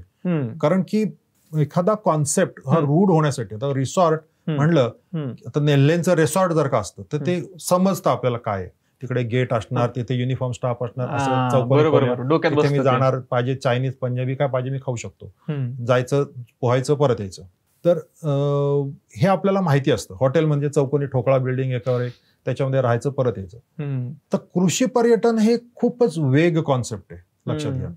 लोकांना असं वाटतं कृषी पर्यटन म्हणजे सगळं हिरवं, असं काही नाही. जर का हे विदर्भातलं जर का असेल आणि तिकडे दुष्काळग्रस्त भाग आहे, बरोबर, मी आता समजा दुष्काळ पाहिलेला आहे, दुष्काळग्रस्त असं नाही म्हणायचं मला पण म्हणजे जिथे एकदम हिरवं नाही, आता तिकडे दुष्काळग्रस्त भाग म्हणून पण तिकडे पण होतच ना, कापूस होतो काय जी शेती होते. कापसाची प्रोसेस जरी माणसांना दाखवली तरी ते कृषी पर्यटन होऊ शकतं ऑफकोर्स. आणि तो एक्सपिरियन्स जर का तिकडे पाणी नसेल तर बिना पाण्याचं आपण कसं काय राहायचं 2 दिवस, आपण 1 नंबर 2 नंबर कसं, म्हणजे ह्या वेगवेगळ्या गोष्टी आहेत ह्या माहिती पाहिजेत ना. It is all part of living. लोक तिकडे जगतायत, ते तो एक्सपिरियन्स आहे. हे बघण्यासाठी लोक, मी स्वतः तयार आहे, मी स्वतः शेतकरी. बरोबर, मातीच्या घरामध्ये कसं राहू शकतो, बिना कमी पाण्याचं कसं राहू शकतो, तिकडली माणसं कसे जगतात त्याचा फील तुम्ही घेऊ शकता, किंवा नागपूरचे संत्री कसे होतात ते बघू शकता, ते सगळं बघू शकतो. सो ह्या वेगवेगळ्या ज्या गोष्टी आहेत हे सगळं कृषी पर्यटनाचा भाग आहे. कृषी पर्यटन हा एक कॉन्सेप्ट आहे. मॅकडोनाल्ड सारखी चेन नाहीये. बरोबर, ती तुम्हाला कन्याकुमारीला पण तसंच मिळणार आणि हिमाचल प्रदेश तसं नाहीये. हा एक कॉन्सेप्ट आहे. तुम्हाला एखाद्या, जसं आमच्या इकडे रायगड जिल्ह्यामध्ये कर्जत तालुक्यामध्ये जेवणाबरोबर दारू पित नाही, पण हेच जर का कृषी पर्यटन गोव्यातलं असेल तर तिथे पितात, म्हणजे फेणी पिणं हे त्यांची संस्कृती आहे, सो तिथे चालेल. आणि आम्ही समजा नॉनव्हेज जेतो, पण जर का हेच जर का शिर्डीचं असेल तर कदाचित तिथे नॉनव्हेज कधीच करत नसतील त्या गावांमध्ये, मग ते तिकडे व्हेज असतं किंवा तिकडे वेगळ्याच प्रकारचं असेल कृषी पर्यटन. हा कृषी पर्यटन जर का कुठेतरी पंजाब हरियाणामध्ये असेल तर ते त्यांचं वेगळं काहीतरी तिकडचं कल्चर असेल. मला म्हणायचं असं की हा एक कॉन्सेप्ट आहे. या कॉन्सेप्टनी आपण पुढे जायला पाहिजे. आणि हा सगुणा बागेत कसा होतोय तसाच इकडे अप्लाय करता येईल का, तर नाही. वेगवेगळं आहे. माझं शेत वेगळं, तुम्ही तुमच्या शेतामध्ये तुमचं हिरे काय दाखवायचे ते करायला पाहिजे आणि लोकांना एक्सपिरियन्स घ्यायचं. लोकांना ती अगदी हेच असायला पाहिजे, तेच असायला पाहिजे. सोशल मीडिया थ्रू तुम्ही लोकांपर्यंत पोहोचू शकता, तुमचं मार्केटिंग करू शकता फ्रीमध्ये. तुम्ही इंस्टाग्राम, युट्यूब, फेसबुक वापरायला पाहिजे प्रत्येकाने. इनफॅक्ट हे जे पॉडकास्ट बघणार बरेच लोकांना असं वाटतं की मी आज चालू करेन, उद्या चालू करेन, नाही बोलणार, माझा चेहरा चांगला नाही, मला बोलता नाही येत, माझी भाषण, असं काही नाहीये आता. म्हणजे लोकांनी फक्त बोलायला सुरुवात करायला पाहिजे. लोक ऐकतायत. तुमचंही पेज आहे सगुणा बाग, त्याच्यावरून तुम्ही मराठीत व्हिडिओ करता, मार्केटिंग करता, लोकांपर्यंत पोहोचण्याचा प्रयत्न करता. बरोबर. ह्याच्या व्यतिरिक्त वेगळं मार्केटिंग तुम्ही काही करत नाही? काही नाही करत. आणि ह्याच्या व्यतिरिक्त मार्केटिंग म्हणजे येणाऱ्या लोकांना आम्ही देव समजून त्यांना आम्ही सर्व्हिस देतो, जेणेकरून लोक परत जाऊन आमच्याविषयी चांगलं बोलतात आणि ते उद्या 4 लोकांना घेऊन येतात. आता हे मी का करू शकतो, कारण की आम्ही काही भयंकर कोट्या ना कोटी इन्व्हेस्टमेंट केलेली नाही पहिले, कारण कुठे बँकेचे हप्ते, असं काही नाही. आणि असं करू पण नका कृषी पर्यटन. मी तर म्हणेन तुम्हाला कृषी पर्यटन करा. तुमची शेती आहे ना, तुमची फळतं फुलतं शेत आहे, तुम्ही स्वतः शेतकरी आहात, तुम्ही तुमचं आता ऑलरेडी उदरनिर्वाह चालू आहे, तुम्ही पटकन काय तुम्हाला असं कोट्याधीश बनायचं नाही. आत्ताच्या टाइमचा हाच तर प्रॉब्लेम आहे की एका रात्रीत पैसा पाहिजे. तसं असेल तर मग तुम्ही रिसॉर्टमध्ये जा किंवा त्या वेगळ्या कॉन्सेप्टमध्ये जा. पण इकडे कृषी नाही. पर्यटन हे स्लो ग्रोईंग गोष्ट आहे. तुम्हाला हळूहळू तुम्हाला काय दाखवायला आहे. माझ्याकडे दाखवायला बाबा हे आहे, अर्धाच एकर शेत आहे आणि ते पण आहे. आसपास आहे बऱ्याच गोष्टी आहेत त्या हे तुम्ही मी दाखवू शकतो. एकत्र करून कंबाईन करून त्या गोष्टी तुम्ही दाखवू शकता आणि एक दिवस त्या माणसाला तुम्ही एंगेज ठेवू शकता. सो तुम्ही हे छोटे छोटे एक्सपिरियन्सेस घेऊन पहिल्यांदा मामाला बोलवलंय, मामा चल मी तुला पर्यटन करतो माझ्याबरोबर, याच्यामध्ये मी कुठे मामाच्या मित्राला बोलवलंय, आपल्या कोणाला तरी बोलवलंय, असं काहीतरी करून दाखवून एक्सपेरिमेंट्स करत पुढे जायला लागेल. आणि हेच आपण डॉक्युमेंटेशन करायला पाहिजे. हे डॉक्युमेंटेशन करून आपण पुढे जायला पाहिजे. आपल्याकडे काय बायोडायव्हर्सिटी आहे ह्याचं आपण डॉक्युमेंटेशन करू शकतो. अगदी पुणे शहरामध्ये सुद्धा वेगवेगळ्या प्रकारचे कीटक, वेगवेगळ्या प्रकारच्या अशा गोष्टी ज्या आमच्या रायगड जिल्ह्यामध्ये नाहीत, खालती नाहीत, त्या इथे वरती आहेत, जे युनिक आहेत, जे रेअर आहेत. आपण चालता फिरता आपण लक्ष नाही देत, पण त्यांचं डॉक्युमेंटेशन नाही. सो ह्या गोष्टी ज्या आहेत ह्या गोष्टी आपण खरं तर गोऱ्या लोकांकडून शिकायला पाहिजे की त्यांनी डॉक्युमेंटेशन केलं. ते डॉक्युमेंटेशन करून आपण आपल्या घराच्या बाहेर लावू शकतो की ते असे असे आहेत कीटक, असे पक्षी आहेत, असं हे आहे. लोकांना ते समजतं ना. तर आज मला कसं काय समजणार, आज मी कुठेही आलो पुण्यामध्ये तर मला नाही समजत की इकडे लोकल पक्षी कोणचे आहेत किंवा लोकल कीटक कोणचे दिसायचे किंवा आत्ता आहेत. हे आपण करू शकतो. हे आपण सगुणाबागेमध्ये केलेलं आहे. बरोबर. तुम्ही डॉक्युमेंटेशनचं एक गोष्ट आता बोलला. मला हे सांगा, कृषी पर्यटन केंद्र कोणाला चालू करायचं असेल तर काय कागदपत्र, सरकारी परवाना ह्या गोष्टी घ्याव्या लागतात का डायरेक्ट चालू करू शकतो? कागदपत्र, सरकारी परवाने आहेत. त्याच्यासाठी जे टुरिझम DOT जे आहे, डायरेक्टरेट ऑफ टुरिझम जे आहे, ते त्याला परवाने देतात. कृषी पर्यटनाचा परवाना असतो. तुम्ही अप्रोच करा. सरकार सपोर्टिव्ह आहे. सरकार सपोर्टिव्ह आहे. करणारे पाहिजेत फक्त. बरोबर, करणारे पाहिजेत. आणि मिळत नाही, परवाना मिळाल्यानंतर मगच चालू करणार असं पण काय. तुम्ही तुमच्या शेतामध्ये 0 रुपयात चालू करताय, तुम्ही चालू तर करा.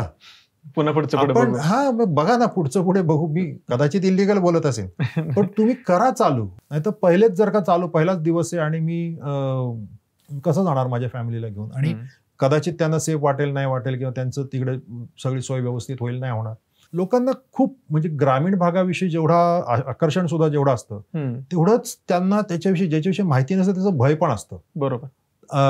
आणि काही प्रमाणात ते भय बरोबर पण असतं की तिकडे काही चावेल का मला, काही तिकडे काही गुंडागर्दी होईल का तिकडे रस्ते असतील का नसतील. हे सगळं मान्य आहे, योग्य आहे. बरोबर.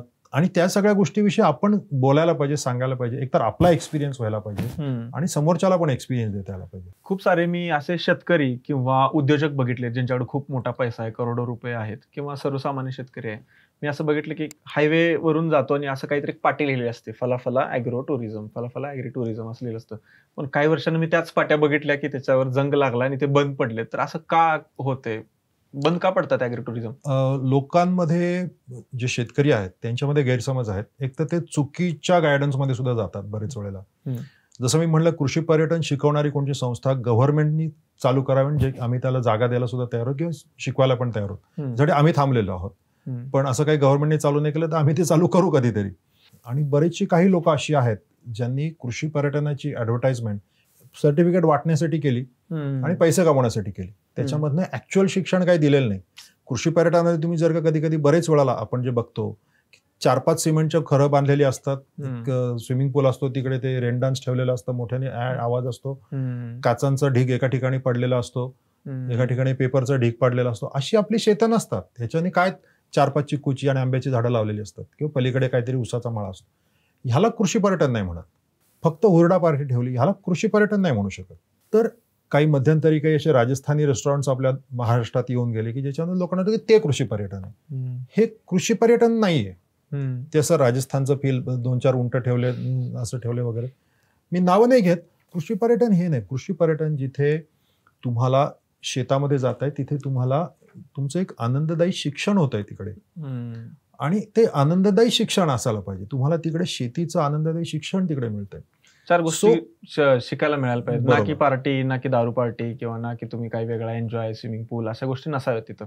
पण बंद का पडतात? करण्यासाठी बऱ्याच गोष्टी आहेत ना, त्या करण्यासाठी बऱ्याच वेगळ्या जागा आहेत. तिथे कशाला करायला पाहिजे? सो बंद ह्याच्यासाठी पडतायत कारण की जे पर्यटक तिकडे जात आहेत त्यांचं झाल्यानंतर जर का तिकडे गेल्यानंतर त्यांचा विश्वासघात जर का तिकडे झाला तर मग ते बंदच पडणार. तिकडे नाव आजकाल इंटरनेटवरती पटकन आहे, म्हणजे तुम्ही पटकन रिव्ह्यू बघू शकता, तुम्ही एखाद्या गोष्टीविषयी पटकन कोणाविषयी सांगू शकता. ते काही अवघड नाहीये. एखाद्या विषयाची जर का माहिती आपल्याला काढायची असेल XYZ ची, त्या पटकन आपण गुगलवर टाकलं किंवा यायला विचारलं ते पटकन आपल्याला त्याच्या सगळ्या कुंडली सांगतात. सो आपल्याला तिकडे खरोखरच कृषी पर्यटन जर का करायचं असेल तर ती चांगली चालणारी पण उदाहरणं भरपूर आहेत. जी नाही चालली त्यांना योग्य मार्गदर्शन मिळालं नाही म्हणून ते झालं. लोकांनी कृषी पर्यटन चालू करताना, शेतकऱ्यांनी स्पेसिफिकली चालू करताना काय काय गोष्टी शिकायला पाहिजे. एक म्हणजे त्यांनी अकाउंट्स शिकायला पाहिजे. ओके, आपण महाराष्ट्रामध्ये अकाउंट्समध्ये खरोखरच मागे आहोत. काही काही लोक खूप चांगले असतात, पण मी म्हणेन 80% लोक ही बऱ्यापैकी मागे आहेत महाराष्ट्रामध्ये. ओके, आम्ही सुद्धा खूप मागे आहोत. माझं सुद्धा अकाउंट म्हणजे उजेडच आहे. अकाउंट शिकायला पाहिजे. दुसरं म्हणजे त्यांनी सोशल मीडिया आणि मार्केटिंग हे जे कॉन्सेप्ट काय असतात ऍटलिस्ट त्याच्याविषयी थोडंसं शिकायला तरी पाहिजे. बरोबर. आणि जे तिसरं जे आपल्याला महत्वाचं आहे ते म्हणजे की ते स्वाफ स्वच्छता, सिक्युरिटी, ह्या सगळ्या गोष्टीविषयी थोडेसे जे कॉन्सेप्ट काय असतात ते शिकायला पाहिजेत. आणि ऍक्च्युअल कृषी पर्यटन म्हणजे काय, जे मी तुम्हाला आता सांगितलं, हा कॉन्सेप्ट क्लिअर पाहिजे, क्रिस्टल क्लिअर. मगच ते कृषी पर्यटन चालू करू शकतात. त्यांनी काहीतरी तिकडे कृषी पर्यटन केलं ना, तसं मी इकडे फॉलो करणार, हे चुकीचं आहे. असं असूच शकत नाही.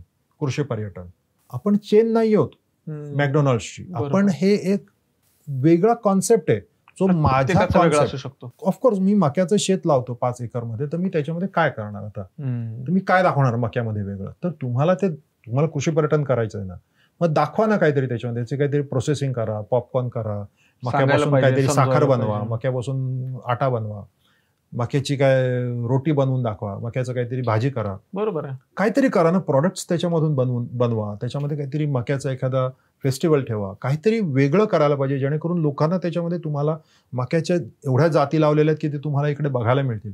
आज मका म्हणजे आपल्याला फक्त एकच मका माहिती आहे ना, जे आपण स्वीटकॉर्न खातो तेवढंच. बरोबर. अगोदर जो पूर्वीचा मका होता तो आता नामशेषच झालाय. आणि आता नवीन अमेरिकन मका जो येतो बाहेरच येतो, तो पूर्ण जो पांढरा एकदम गोड गोड गोड गोड असतो, तर तो मका तर अजूनच वेगळा झाला. असे कितीतरी मक्याचे प्रकार आहेत. मग त्याच्याविषयी माझं म्हणणं असं आहे की करण्यासारखं भरपूर आहे. आपण फक्त कॉन्सेप्ट परफेक्ट करायला पाहिजे आणि चुकीच्या पटापटच्या मार्गाला जायला नाही पाहिजे.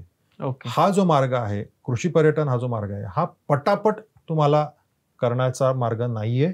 हा तुम्हाला जनरेशनल वेल्थ देईल. जनरेशनल, तुमचा मुलगा, तुमचा नातू, त्याचा पुढचा नातू, नात, हे कोणीही तिकडे येऊन परत हॉटेल रिसॉर्ट हे तेवढ्या पुरतं 10-15 वर्ष त्यांचं आयुष्य. आणि ते आता ऑलरेडी ह्या गोष्टी आता कमी होत चाललेल्या आहेत कारण की तो ट्रेंड बदलत चाललेला आहे टुरिझम मधला. पण कृषी पर्यटनाचा ट्रेंड, जे आपण खातो त्याचा ट्रेंड कधीच संपणार नाही. एक म्हणजे स्पिरिच्युअल टुरिझम, जोपर्यंत पृथ्वी आहे तोपर्यंत देवळांचे टुरिझम राहणार. कोल्हापूरला लोक जाणार, शिर्डीला जाणार, ते लोक तिकडे जाणारच, अष्टविनायक हे जाणारच. पण कदाचित रिसॉर्ट्स, आता घरच एवढी कम्फर्टेबल झाली आहेत आणि आपल्याला बटनावर सगळं जेवण येतंय, तिथे पण AC आहे, पाहिजे तो TV आहे. त्याच्यामुळे कदाचित तोच कॉन्सेप्ट काही वर्षांनी थोडासा ऍब्सोल्यूट होईल आणि ऍब्सोल्यूट व्हायला पण लागलेला आहे. पण कृषी पर्यटन हा जो कॉन्सेप्ट, त्याच्यामध्ये तुम्ही जर का सतत लोकांना सांगत राहिलात, इनोव्हेट करत राहिलात की मी असं जेवण देऊ शकतो, असं जेवण आहे, हे तुम्ही बघू शकता, लोकांना तो एक्सपिरियन्स कधीही घ्यायचाच आहे. मला दूध काढायचा एक्सपिरियन्स, मला तिकडे जाऊन त्या दुधापासून रवीनी ताक घुसळायचं, हे सगळं मला एक्सपिरियन्स करायचंच आहे. मला मासे पकडायचेच आहेत जाऊन, मला नदीत पोहायचंच आहे. हा एक्सपिरियन्स जो आहे हा फक्त शेतकरी देऊ शकतो आणि हे एक्सपिरियन्स घेण्यासाठी लोक सतत तयार असणार आहेत.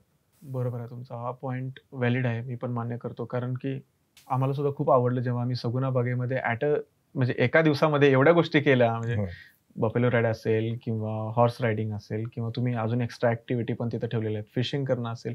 आता हे आमचं कॉन्टेंट क्रिएशनच्या कामातून ह्या गोष्टींना वेळ काढणं म्हणजे फार कठीण जातं. मी शेती तर करतोयच, म्हणजे शेती व्यतिरिक्त ह्या गोष्टी ज्या आहेत त्या खूप महत्वाच्या आहेत. ॲग्रो टुरिझम किंवा ॲग्री टुरिझम जेव्हा आपण करतो तेव्हा शेतकऱ्यांनी काय गोष्टी म्हणजे ध्यान द्यायला पाहिजेत आणि काय म्हणजे टाळायला पाहिजे, हे सांगा ना थोडंसं. पहिली गोष्ट टाळायला पाहिजे ती म्हणजे चुकीचं गायडन्स. दुसरी गोष्ट टाकायला पाहिजे ते म्हणजे अवॉइड करायला पाहिजे ते म्हणजे भयंकर इन्व्हेस्टमेंट. हा, बरोबर आहे. आणि तिसरी गोष्ट म्हणजे की आपल्याला पटकन पुढे जाता येईल ह्याच्यामधनं. हे यंगर जनरेशनला असं वाटतं की मी कृषी पर्यटन केलं तर मी 5 वर्षात काहीतरी वेगळंच मी होईल. बरोबर, तसं नाही. कंपाऊंडिंग आहे, हे हळूहळू वाढणारी गोष्ट आहे. आणि हे आपण ठरवायला पाहिजे की माझं जे शेत आहे हे शेत मी माझ्या आजोबांनी किंवा कधीतरी खूप कष्टाने खरेदी केलेलं असतं, ते माझ्याकडे आलेलं आहे, किंवा मी कष्टाने खरेदी केलेलं आहे, ते माझ्या मुलांनी तिकडे यावं परत, माझ्या मुलींनी तिकडे परत यावं. जनरेशनली हे तुम्हाला जिवंत ठेवायचं असेल तर कृषी पर्यटन हे तुम्हाला उदाहरण आहे. हे चांगलं आहे, चांगला उपाय आहे की ते तुम्हाला जिवंत ठेवेल. कारण त्याच्यामध्ये फक्त पैसे मिळत नाहीत, तुम्हाला प्रतिष्ठा पण मिळणार आहे. बरोबर आहे. प्रतिष्ठा ही आता पैशासाठी सुद्धा पेक्षाही जास्त, मी त्याला म्हणतो महत्व जास्त आहे. जसं आपण म्हणतो अन्न वस्त्र निवारा, आणि त्याच्यामध्ये चौथा प्रतिष्ठा ही जगण्यासाठी महत्वाची गोष्ट शाळेत शिकवायला सुरुवात करायला पाहिजे. आज आपण बघतो की बरेचसे लोक परदेश प्रवास करतात, ते जेव्हा आपण बघतो की दोन गोरे लोक जेव्हा एकमेकांना क्रॉस होतात ना, तेव्हा ते एकमेकांचा मान हलवून किंवा नमस्कार, हॅलो त्यांच्या भाषेत नमस्कार म्हणतात आणि पुढे जातात. बरोबर. आपल्या देशात आपण नाही शिकवत ह्या गोष्टी. जपानमध्ये तुम्ही बघा, ते वाकून समोरच्याला आदर करतात. जे खरं आपलं होती पूर्वी, ते आपण आता विसरत चाललोय पाश्चिमात्य चुकीच्या इन्फ्लुएन्समुळे. आपण नको त्या गोष्टी घेतोय आणि पाहिजे त्या गोष्टी त्यांच्या सोडून देतोय. बरोबर. ह्या गोष्टी आपण शिकायला पाहिजेत आणि त्याच्याने खूप फरक पडेल. आणि काही काही गोष्टी ज्या शेतकऱ्यांनी खरोखर बघायला पाहिजेत किंवा करायला पाहिजेत कृषी पर्यटन चालू करताना, ते म्हणजे जे आज सक्सेसफुल कृषी पर्यटन केंद्र आहेत किंवा काय काय ठिकाण आहेत, तिथे भेट द्यायला पाहिजे. आज शेतकऱ्यांनी खरोखर बघायला पाहिजे की अनालिसिस ज्याला म्हणतात, की आपल्याकडे काय आहे खरोखर जे आपण दाखवू शकतो. कारण की आज लोकांचा जो अटेन्शन स्पॅन आहे तो खूप कमी आहे. स्पेशली जो जंधीचा तुम्ही प्रश्न विचारलात, की त्यांचा अटेन्शन स्पॅन तर अजूनच कमी आहे. म्हणजे अजून ते जेव्हा अर्निंग फेजला येतील आणि त्यांची जेव्हा फॅमिली होऊन ते टुरिझम करतील, तेव्हा ते कसे असतील हे मी अजून सांगू नाही शकत. नाही, मला नाही सांगता येणार आता, की त्यांना कदाचित ते कृषी पर्यटन फक्त स्क्रीनवर बघून तसं एक्सपिरियन्स सुद्धा करू शकतात. हो नोस, त्यावेळेला आम्हाला तसं तयार राहायला लागेल फार्मचा एक्सपिरियन्स देण्यासाठी. पण ट्रेंड चेंज करतात, ट्रेंड सोबत तुम्हाला भयंकर चेंज होतात. आणि इव्हन आम्ही सुद्धा पाहिलं कोविड नंतर काही काही ट्रेंड चेंज झालेत सगुणा बागेत सुद्धा. जसं पूर्वी आमच्याकडे खूप मोठ्या प्रमाणात डे पिकनिकला लोक यायचे, पण आता लोकांना डे पिकनिक नकोय. लोकांना आता येऊन राहायचं रूम असेल तरच त्यांना यायचंय, डे पिकनिक त्यांना करायची नाहीये.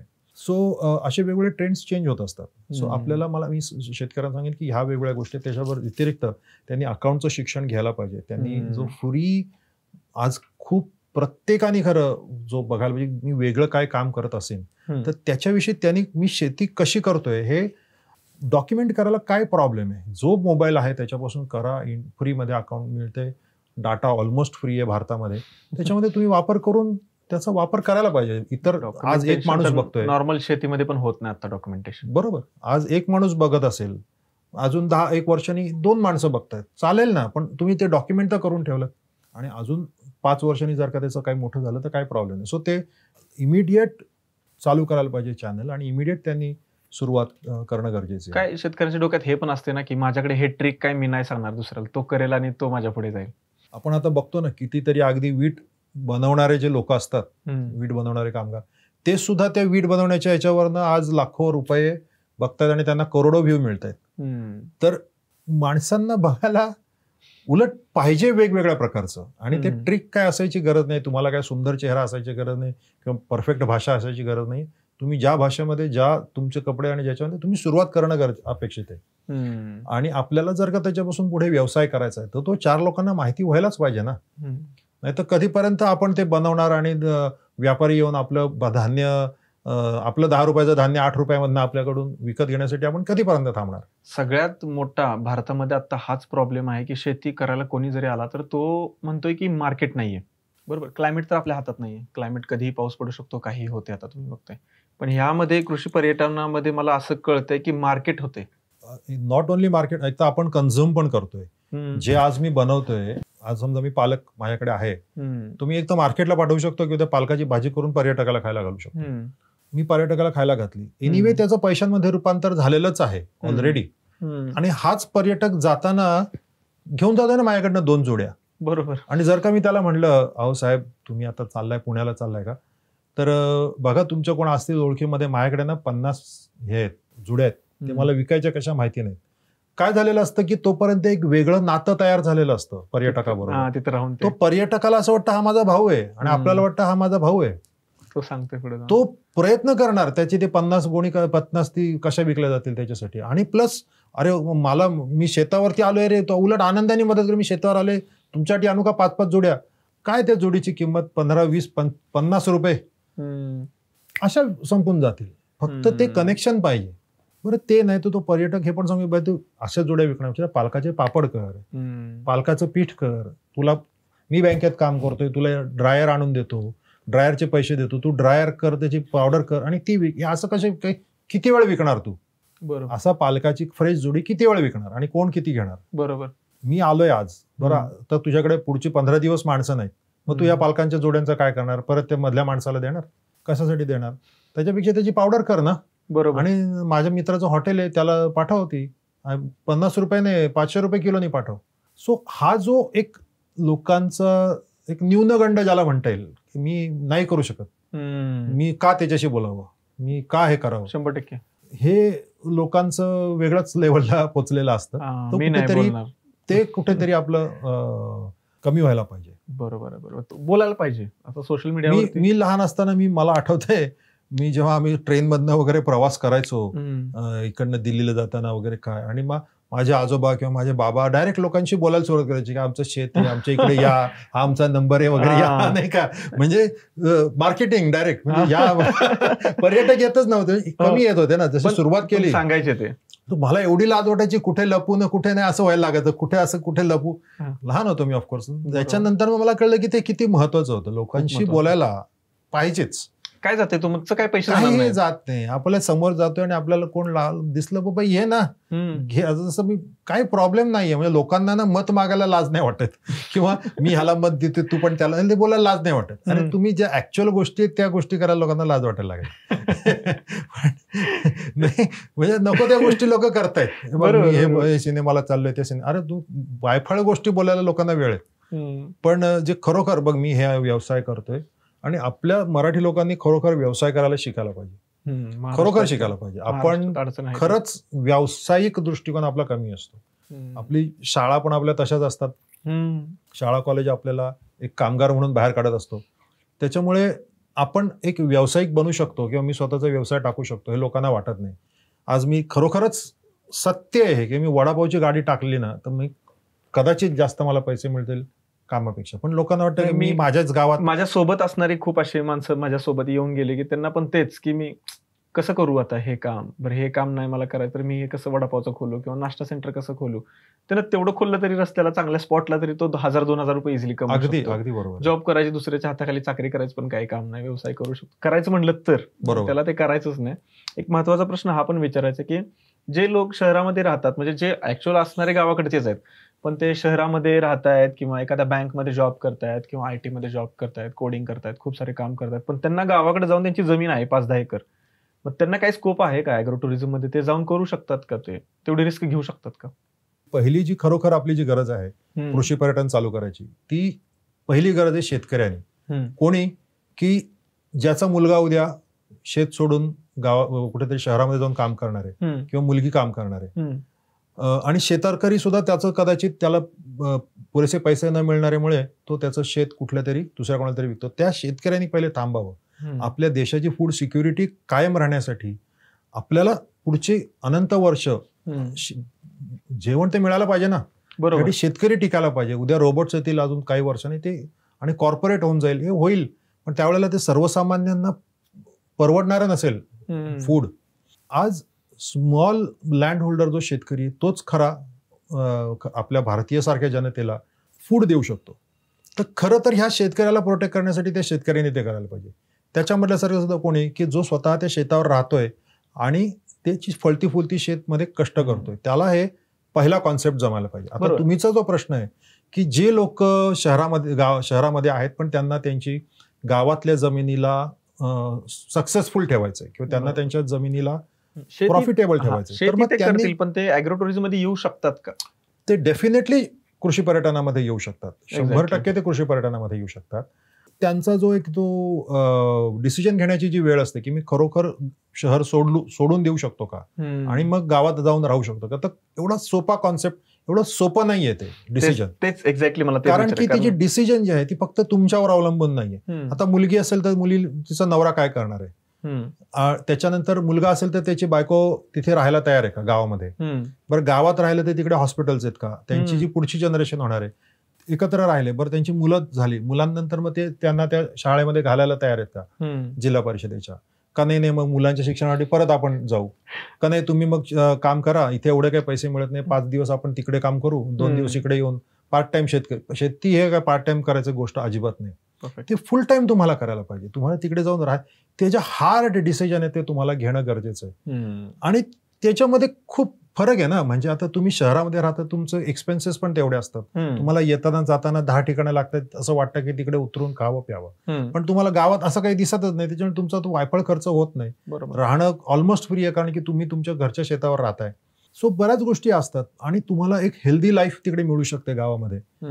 सो कृषी पर्यटन नक्की करू शकतो, पण त्याची जी डिसिजन आहे की मी तिकडे जाऊन राहावं का, आता हे त्या लोकांसाठी झालं की हे डिसिजन घेऊ शकतात. आणि आता अशी लोक आहेत की ज्यांची 50-100 एकर जमीन आहे किंवा बरेच एकर जमीन आहे, पण त्यांना त्यांची जमीन जिवंत करायची, त्यांना त्यांच्या जमिनीमध्ये काहीतरी पर्यटनाची ऍक्टिव्हिटी करायची, त्याच्यामध्ये आमच्यासारखी लोक इन्व्हॉल्व्ह होऊ शकतात. त्याच्यामध्ये सगुणा बाग जो आहे, हे सगुणा बाग आम्ही काही फ्रँचाईज देणार आहोत. फ्रँचाईज ऑप्शन म्हणजे आम्ही शिकलोय जे 35-40 वर्षामध्ये, तो सगळा एक्सपिरियन्स, ती सगळी जे आमचे SOPs जे आहेत, त्या सगळ्या प्रोसेसेस आम्ही लावू शकतो एखाद्या शेतावरती, बरोबर, एखाद्या ठिकाणी, की आम्ही ह्या गोष्टी आहेत, ह्या गोष्टींमधनं आपण एक सक्सेसफुल कृषी पर्यटन केंद्र आणि शेतीचं मॉडेल आपण इकडे करू शकतो. बरोबर. तर तसे सुद्धा गोष्टी आहेत, तसे सुद्धा आमच्यासारखे लोक आहेत जे तुम्हाला अशा लोकांना मदत करू शकतात की जे ऍक्च्युअल शेतावरती येऊन कधीच राहू शकत नाही. बरोबर. तर हे पण एक कॉन्सेप्ट आहे. एक प्रश्न असा होता की कृषी पर्यटन हे बिना माणसांचं होऊ शकत नाही, कारण तिथं तुम्ही रोबोट तर लावू शकत नाही, कारण एक माणसांचं जे प्रेम आहे ते तिथं दिसतं. तर बरोबर, माणसं आणायची कुठून तिथं? तर ऍक्च्युअली तसं बघायला गेलं तर कृषी पर्यटन किंवा शेती जिथे बनते अशा ठिकाणी शेती, कारण शेती हा काय आत्ताचा व्यवसाय नाही, हजारो वर्षापासून चालत आलेले. शेतही कमावलेली असतात शेकडो वर्षांपासूनची. ही जी शेतं असतात ही जनरली अशाच ठिकाणी असतात ज्याच्या आजूबाजूला कुठेतरी गाव आहे, त्याच्या आजूबाजूला लोकवस्ती आहे. आता असं झालं, आता समजा पुण्यासारखा विचार करायला गेला, पुणा हा सुपीक भाग आहे शेतीमधला, पाणीवाला, तर इथे आता सबब्स बाहेरच्या ठिकाणी सुद्धा लोक मिळत नाहीत काम करायला, असं लोकांना वाटतं. आज आम्ही जिथे राहतो, सगुणा बाग जिथे, तो सुद्धा तसा आता म्हणता येईल असं मागासवर्गीय भाग नाहीये, तिथे सुद्धा तसं बऱ्यापैकी आता फायनान्शियल हे किंवा जॉब सिक्युरिटी बऱ्यापैकी आहे. आमच्यापासून 15 मिनिटाचं ट्रेन राईड घेतली तर लोक बदलापूर किंवा खोपोलीच्या MIDC मध्ये जाऊ शकतात, तिथे त्यांना आमच्यापेक्षा जास्त पगार मिळू शकतो. पण आज सगुणा बागेमध्ये 200 लोक काम करतात.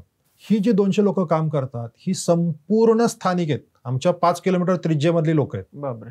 आणि आमच्या इकडे स्टाफ टर्नओव्हर हा आता एक कॉर्पोरेट शब्द आहे, म्हणजे कॉस्ट स्टाफ टर्नओव्हर म्हणजे माणसं येतात, जॉब सोडून निघून जातात, आमच्या इकडे स्टाफ टर्नओव्हर 0 आहे, इनफॅक्ट मायनस मध्ये.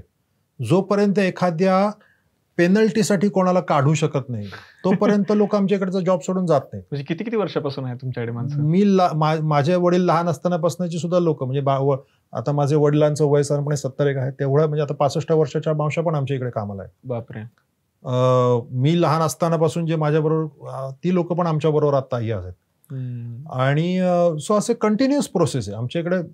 जसे म्हटलं 65-70 वर्षाचे, आता 50 वर्ष आमच्याकडे कदाचित काम करत असेल अशी लोक आमच्याकडे आहेत. सगळ्यात अवघड काम आहे माणसं मॅनेज करणं. कसं करतात? ऍक्च्युअली ते अवघड नाहीये. आपल्याला एवढा मोठा वारसा आहे शिवाजी महाराजांचा. तुम्ही जर का बघितलं महाराजांकडे काय एवढे पैसे होते का? नाही. किंवा त्यांच्याकडे काय फार मोठे जसे आपण युरोपमध्ये जसे बघतो तसं ते फार होतं का त्यांच्याकडे? नाही.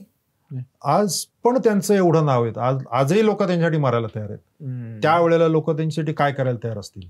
बरोबर. जर का त्यांनी एक सिस्टीम आपल्याला दिली होती, अख्खा महाराष्ट्र, ऑफकोर्स त्यावेळेला वेगळी सिस्टीम होती, पण त्यावेळेला जर का त्यांनी एवढी सिस्टीम तयार केली, आज आमच्याकडे सुद्धा आम्ही पैसे पगार देऊ शकत नाही तेवढा, कारण आमच्याकडे पर्यटन वरती काय 200 लोकांचा पगार रिसॉर्ट वरती मॅनेज होऊ शकतो, पण आम्हाला आज 50 एकर जमीन, शेती, अजून 4-5 डिपार्टमेंट, ह्या त्या, एवढा मेंटेनन्स मॅनेज करून नाही शक्य पगार देणं, इच्छा असली तरी.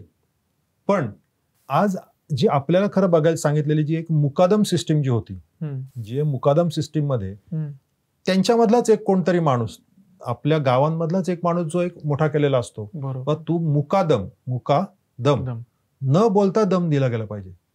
तुम्ही असताना एक दमामध्ये घ्यायची गरज नसते कोणालाच, पण तुमच्या प्रेझेन्समुळेच एक लोकांना जर का महाराज जर का कुठे असतील तर त्याच्यामुळे काय दम भरायची गरज, त्यांना एक आनंद येत असेल त्या तुमच्या प्रेझेन्समुळे.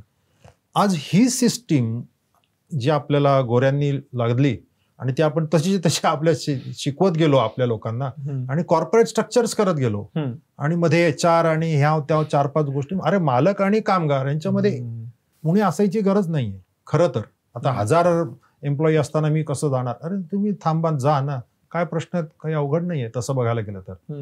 आज आम्ही 200 माणसं असताना सुद्धा मला त्यांच्या घरी काय चाललंय आणि कोण आजारी आहे मला माहिती असतं. अवघड नाहीये. ह्या सगळ्या सिस्टीम्स आपण ज्या खरं तर आहेत, जसं मी मुकादम सिस्टीम पण म्हणालो, मी महाराजांचं पण उदाहरण दिलं. महाराजांचं उदाहरण यासाठी दिलं की काही फक्त पैसे आणि फक्त दम देऊन माणसं मॅनेज होत नाहीत. माणसं प्रेमाने मॅनेज केली जातात. आणि मी महाराष्ट्रातल्या माणसांविषयी बोलू शकेन. माणसं प्रेमाने मॅनेज होतात. आज आमच्याकडे 200 माणसं आहेत. तुम्हाला कोणी घाबरलेला दिसणार नाही किंवा कोणीही कदाचित दुःखी दिसणार नाही. तुमचा स्टाफच जबरदस्त आहे. तर हे तुम्हाला कधी दिसणार नाही. मी आज इकडे असलो तिकडे जरी 600 माणसं असली तरी उद्या तिकडे किती मोठा प्रसंग घडला तरी आमच्या मधला साध्यात सुद्धा माणूस तो समोरच, त्याला मी मागे आला विचारतो आणि मग त्याला नाही, तुला जे प्रश्न आहे तो तुझा तू समोर मॅनेज करायचं. उद्या कोणाला तरी हार्ट अटॅक आल्यासारखा प्रश्न आहे, मी ते मॅनेज करायला पाहिजे. मी मग मॅनेजरला विचारेन, मग मॅनेजर नाही, कारण मी ज्या दिवशी आलो होतो त्या दिवशी शाळेची 700 पोरं आली होती. बरोबर. 700 पोरांचं मी मॅनेजमेंट बघून हैराण झालो, कारण एवढी माणसं. आणि मी कुठेच नव्हतो तिकडे. नाही, तुम्ही दिसलाच नाही कुठे.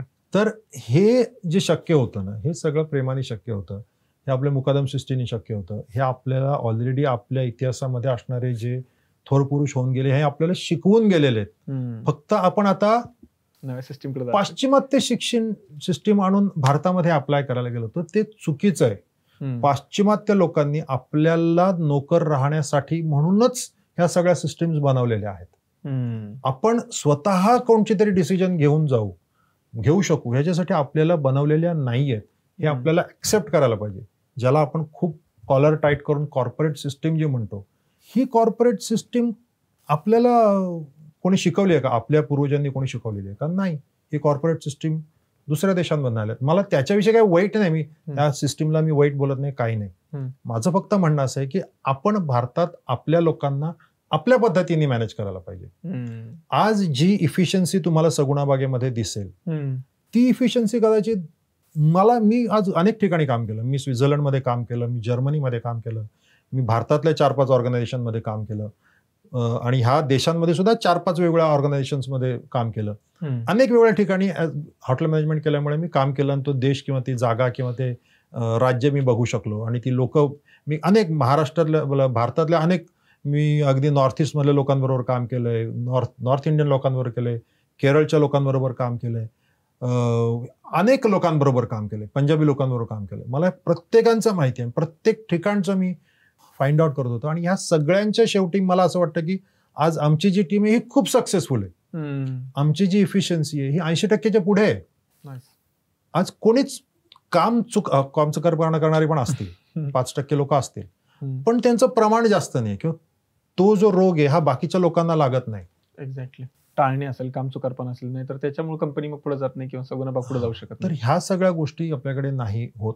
आणि ह्या सगळ्या गोष्टी मी तुम्हाला कदाचित परफेक्ट ह्याच्या वाईज नाही सांगू शकणार, पण मी उदाहरणाने तुम्हाला सांगू शकतो की महाराजांनी त्यावेळेला केलं. आपण महाराजांचे उदाहरण नाही होत, पण त्यांनी काहीतरी आपल्याला शिकवून गेले. बरोबर बरोबर. की फक्त पैशानी किंवा फक्त दमानी लोक मॅनेज होत नाहीत. मी महाराष्ट्राच फक्त बोलतोय, मला बाकीच्या राज्यांचं माहित नाही. हे पण तुम्हाला विचारायचं होतं की सगुणाबागमध्ये कृषी पर्यटन हे केंद्र आहे, इथं महाराष्ट्राच्या बाहेरून लोक येतात का? जेवढी महाराष्ट्रात येतात तेवढे का नाही? अजून नाही. आमच्याकडे नगण्य आहेत महाराष्ट्राच्या बाहेर न येणारी लोक आणि परदेशी पर्यटक, हे आमच्याकडे नाही. आणि मार्केटिंग केलं तर येऊ शकतील? मार्केटिंग केलं तर येऊ शकतील. तुमचा तसा आहे का विचार भविष्यात की महाराष्ट्राचं जे कल्चर आहे किंवा जे कृषी पर्यटन केंद्र आहे, कारण देशातलं पहिलंच तुमचं कृषी पर्यटन केंद्र आहे जे तुम्ही सुरू केलं आणि स्टार्ट झालं, तर हे महाराष्ट्राच्या बाहेरच्या लोकांना कळावं म्हणून तुम्ही असं काय करणार आहे का भविष्यात? आमची डेफिनेटली मी काही एक्सपर्ट्स लोकांशी बोलणार आहे भविष्यामध्ये आणि त्याच्यामध्ये करणार आहे. पण माझं आतापर्यंत मला असं वाटत होतं की आपल्या जे संस्कृती आहे ते कदाचित बाहेरच्या लोकांना एवढं त्याचं आकर्षण नसावं किंवा आपलं जे जेवण आहे ते कदाचित बाहेरच्या लोकांना कदाचित त्याचं आकर्षण नसावं किंवा त्यांना एवढं आवडणार नाही असं मला वाटत होतं. म्हणून आतापर्यंत मी त्याच्यामध्ये काही फार जास्त विचार केला नाही. हा, तरी पण एवढा मोठा देश आहे, 140 करोड जनता आहे, मला नाही वाटत की असं होऊ शकते. कारण बरोबर एन्जॉय करण्यासाठी येतात, ऍटलिस्ट ते टेस्ट करणार त्यांना. बरोबर, खाल्ल्यानंतर ते चांगलंच लागेल. कारण आम्ही नक्कीच त्याच्यावरती विचार करून पुढे जाऊ. कारण की आपली संस्कृती, आपलं अन्न, आपलं भाग, आपलं शेती दाखवायला कोणाला आवडणार नाही. 100% पूर्ण. भविष्याच्या दृष्टिकोनातून तुम्हाला काय वाटते की कृषी पर्यटनामध्ये किती स्कोप आहे आणि कृषी पर्यटन वाढवण्यासाठी काय करायला पाहिजे? सो कृषी पर्यटनामध्ये भयंकर स्कोप आहे. कृषी पर्यटन होणं हे देशाच्या हितामध्ये आहे, फक्त शेतकऱ्यांच्या हितामध्ये नाही, देशाच्या हितामध्ये आहे. आणि आज जगातले सगळेच जे देश आहेत, आता जसं की आपल्याला सगळ्यात पहिल्यांदा माहिती आहे रामायण महाभारत युद्ध झाली, त्याच्यानंतर मग आता ऑइलवरती युद्ध झाली, आता भविष्यामध्ये आपल्याला फूडवरती आणि त्याच्यानंतर सगळ्यात शेवटचं पाण्यावरती युद्ध होताना दिसतील. तर फूडवरचं जे युद्ध आहे, ऑलरेडी काही काही देश जे आहेत त्यांनी फूड सिक्युरिटी म्हणून आफ्रिकेसारखे मोठे मोठे खंडच्या खंड विकत घेतलेले आहेत आणि सुपीक जमिनी त्यांच्याकडे बळकावलेल्या आहेत. फूड सिक्युरिटी हा जगातला एक सगळ्यात महत्वाचा विषय आहे. आज मोठे मोठे श्रीमंत देश आहेत, अमेरिकेसारखा देश झाला, ते पूर्ण यांत्रिकीकरण करतायत. छोटे युरोपियन देश आहेत, स्वित्झर्लंड झालं, फिनलंड, नॉर्वे सारखे देश झाले, ते शेतकरी राहण्यासाठी करोडोनी त्यांचे अब्ज रुपये तिकडे, त्यांचे जे डॉलर्स आहेत ते तिकडे खर्च करतायत. स्वित्झर्लंडमध्ये तर एखाद्या शेतकऱ्यांनी 1 फ्रँक जर का कमवला तर त्याची गव्हर्नमेंट त्याला अजून 1 फ्रँक फ्रीमध्ये देत होतं. एवढं ते सपोर्ट करतात. त्याचं कारण काय की शेतकरी टिकायला पाहिजे शेतावरती आणि तरुण माणसं तिकडे परत यायला पाहिजे. तर शेतकरी शेतावरती टिकण्यासाठी आणि तरुण माणसं राहण्यासाठी जी सगळ्यात महत्वाची गोष्ट आहे ती म्हणजे प्रतिष्ठा. आज तरुणाई जर का आली नाही तर त्याच्यामध्ये इनोव्हेशन्स कशी होणार? आज ॲव्हरेज जर का तुम्ही शेतकऱ्याचं वय जर का बघितलं तर ते 60 वर्ष आहे. जगातल्या शेतकऱ्याचं ॲव्हरेज वय हे 60 वर्ष आहे. तुम्ही इमॅजिन करू शकता की तरुण शेती हे एक असंच आहे, म्हणजे बाहेर जाणारं एक डिपार्टमेंट आहे, एक अशी गोष्ट आहे की ज्याच्यामध्ये इट्स नॉट अट्रॅक्टिव्ह इनफ. तर असं जर का झालं तर मग माणसं खाणार काय?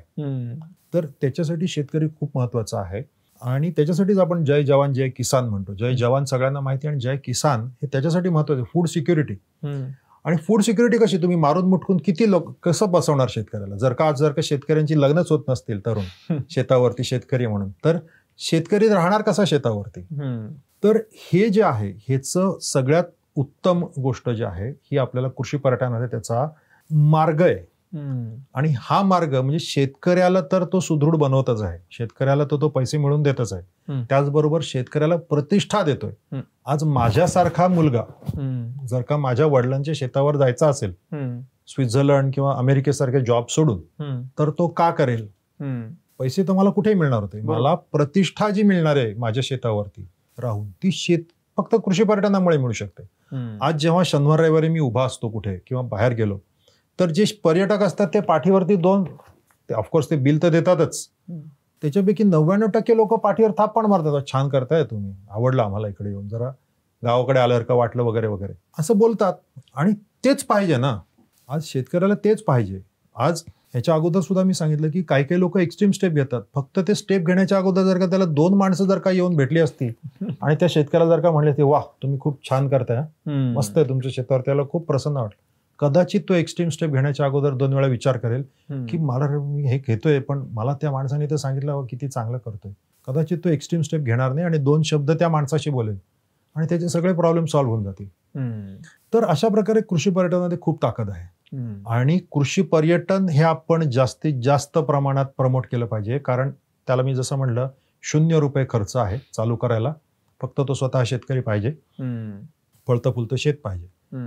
चालू करणं सोपं आहे, कॉन्सेप्ट समजला तर चालू करणं सोपं आहे. आणि ही आजची गरज आहे, एवढी तुंबलेली आहेत आपली शहरं, त्यांना माहिती पाहिजे ना. आणि समजा मुंबईचा जो वर्ग आहे त्याला पंजाबच्या शेतीवरती जाऊन कदाचित इच्छा आहे, काय बरोबर, पंजाबचे जे तिकडचे जे काही शहर आहे त्या लोकांना महाराष्ट्रातल्या शेतामध्ये येऊन बघण्याची इच्छा आहे. सध्या असं काही नाहीयेच की वेगवेगळ्या शेतावर जाऊन मी इझिली माहिती घेऊ शकतो. आणि कॉन्सेप्ट इन्फायनाईट आहेत ना, हे म्हणजे किती ऑप्शन्स आहेत त्याच्यामध्ये, इन्फायनाईट आहेत. जेव्हा आपले परदेशी माणसाला वाटेल त्याला महाराष्ट्रामध्ये येऊन पिठलं भाकरी कशी ऍक्च्युअली होते किंवा काय, म्हणजे पिठलं भाकरी तरी वेगळी, आमच्या इकडे वेगळं जेवण असतं, मग आमच्या इकडे रायगड जिल्ह्यामध्ये तुम्ही काय येऊन खाणार, त्या गोष्टी ज्या आहेत ते कसं, ते सगळा जो कॉन्सेप्ट तो शेतकरीच देऊ शकतो, ग्रामीण युवक देऊ शकतो, त्याच्यात इनोव्हेशन करू शकतो. सो खूप भरपूर त्याला स्कोप आहे. आणि पुढची, जसं मी म्हटलं की ज्या प्रकारे स्पिरिच्युअल टुरिझम कधी संपणार नाही पृथ्वी आहे तोपर्यंत, तसंच जे कृषी पर्यटन आहे त्याला खूप मोठं आयुष्य आहे. बरोबर. आणि ते संपायला कठीण आहे. बाकीचे टुरिझम जरी संपली तर कृषी पर्यटन संपायला कठीण आहे, कारण की ते खरोखर एक्सपिरियन्स देते आणि तो एक्सपिरियन्स आपल्या पोटाशी संबंधित आहे, आपल्या अन्नाशी संबंधित आहे. त्याच्यामुळे खूप जवळचं नातं आहे. आज आपण बघतोय की AI मुळे कितीतरी जॉब्स जाणार आहेत, पण हॉस्पिटॅलिटी मधले जॉब्स किंवा ह्या जे असे जे जॉब्स आहेत ते AI मुळे जाणार नाही. माणसाला आल्यावर माणसाशी बोलायचंय. बरोबर. त्याच्यामुळे ह्याच्यामध्ये जॉब सिक्युरिटी पण आहे ना.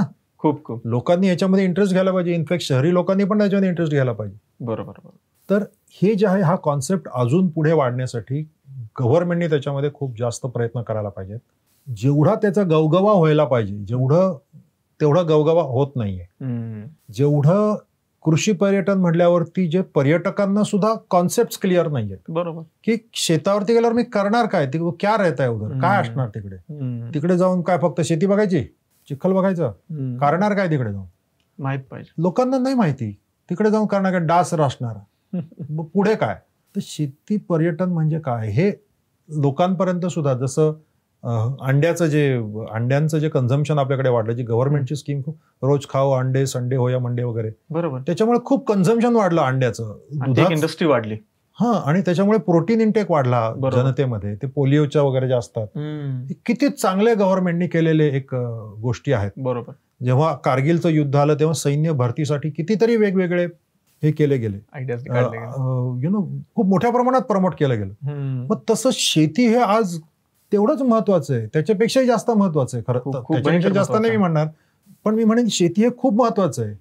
आज शेतकरी जर का थांबले, सगळंच थांबणार, तर पुढची तेवढं वेळ होणार नाही ना. जनरेशन लॉस होते शेतीमध्ये. बरोबर. पुढची जनरेशनला स्क्रॅच पासून सुरुवात करायला लागेल शेतीमध्ये. 100%. आज आपण हजारो वर्षांचा वारसा घेऊन इकडे भात पेरतोय किंवा भाताची शेती करतोय किंवा गव्हाची करतोय किंवा भाजीपाला करतोय. बरोबर. माझी जनरेशन थांबली आणि माझ्या पुढच्या जनरेशनने केलं नाही, तर त्यांच्या पुढच्या जनरेशनला जर का करायचं झालं तर ते स्क्रॅच पासून करतील सुरुवात. झालं ना, 1000 वर्षाचं सगळं संपलं ना तिकडे. तर मग हे मी म्हणत आहे की हे आपल्याला लवकरात लवकर त्याच्यासाठी प्रयत्न करायला पाहिजेत. आपल्यासारखी जी मोठी मोठी प्रसार माध्यमं, चॅनल्स जे आहेत, त्यांनी मोठ्या प्रमाणात त्याच्याशी बोलायला पाहिजे. बरोबर. जे न्यूज चॅनल्स आहेत त्यांनी हा चॅनल घ्यायला, पेपर मीडिया जो आहे त्यांनी पण हे घ्यायला पाहिजे. हे एक गोष्ट त्यांनी डेफिनेटली करायला पाहिजे की शेतकऱ्यांना सुद्धा त्याच्यामधला खरं पॉवर कळाली आणि पर्यटकांना सुद्धा त्याच्यामधनं मिळणारं खरं व्हॅल्यू फॉर मनी त्यांना जर का कळलं. आज आमच्याकडे येऊन 10,000 रुपये जरी बिल झालं तरी लोकांना असं वाटत नाही आमचे पैसे वाया गेले म्हणून, किंवा त्यांना असं जेवण काय वर आले काय, पित्त झाल्यासारखं वाटत नाही. पित्त का काय म्हणतात ना, नाही मला पचलं नाही वगैरे, असं अजिबात वाटत नाही. कारण भरपूर जेवतात घरी, जर का 1-2 पोळ्या जेवतात असेल, आमच्याकडे 5 पोळ्या जेवतील, कारण तेवढं त्यांचं बरोबर तिकडे काम होतं, व्यायाम होतं, ते खातात, व्यायाम होतं. खूप खूप धन्यवाद. आज खूप मजा आली तुमच्या संग बोलायला. मित्रांनो, ॲग्रो टुरिझम काही म्हणा तुम्ही, कृषी पर्यटन, पण ही जी कॉन्सेप्ट होती ना, ही सगळी आपल्याला आज डिटेलमध्ये चंदन सरांनी सांगितलेले आहे. आणि ही प्रत्येक शेतकऱ्यापर्यंत, प्रत्येक लोकांपर्यंत पाठवा. असं नाही की फक्त शेतकऱ्यांसाठी आहे, बाकीचे लोक पण याला करू शकतात. आणि तुम्ही जर शेअर केलं, खाली कॉमेंट्स केला, तर अजून मला एनर्जी येईल. हे जे आम्ही नवीन चालू केलेलं आहे मातीवर्स, मित्रांनो, जे आम्ही हे पॉडकास्ट चालू केलेलं आहे, तर प्लीज तुम्ही शेअर करा. आणि अजून सबस्क्राईब नसेल केलं तर सबस्क्राईब करायला पण विसरू नका. नक्कीच. थँक्यू. धन्यवाद.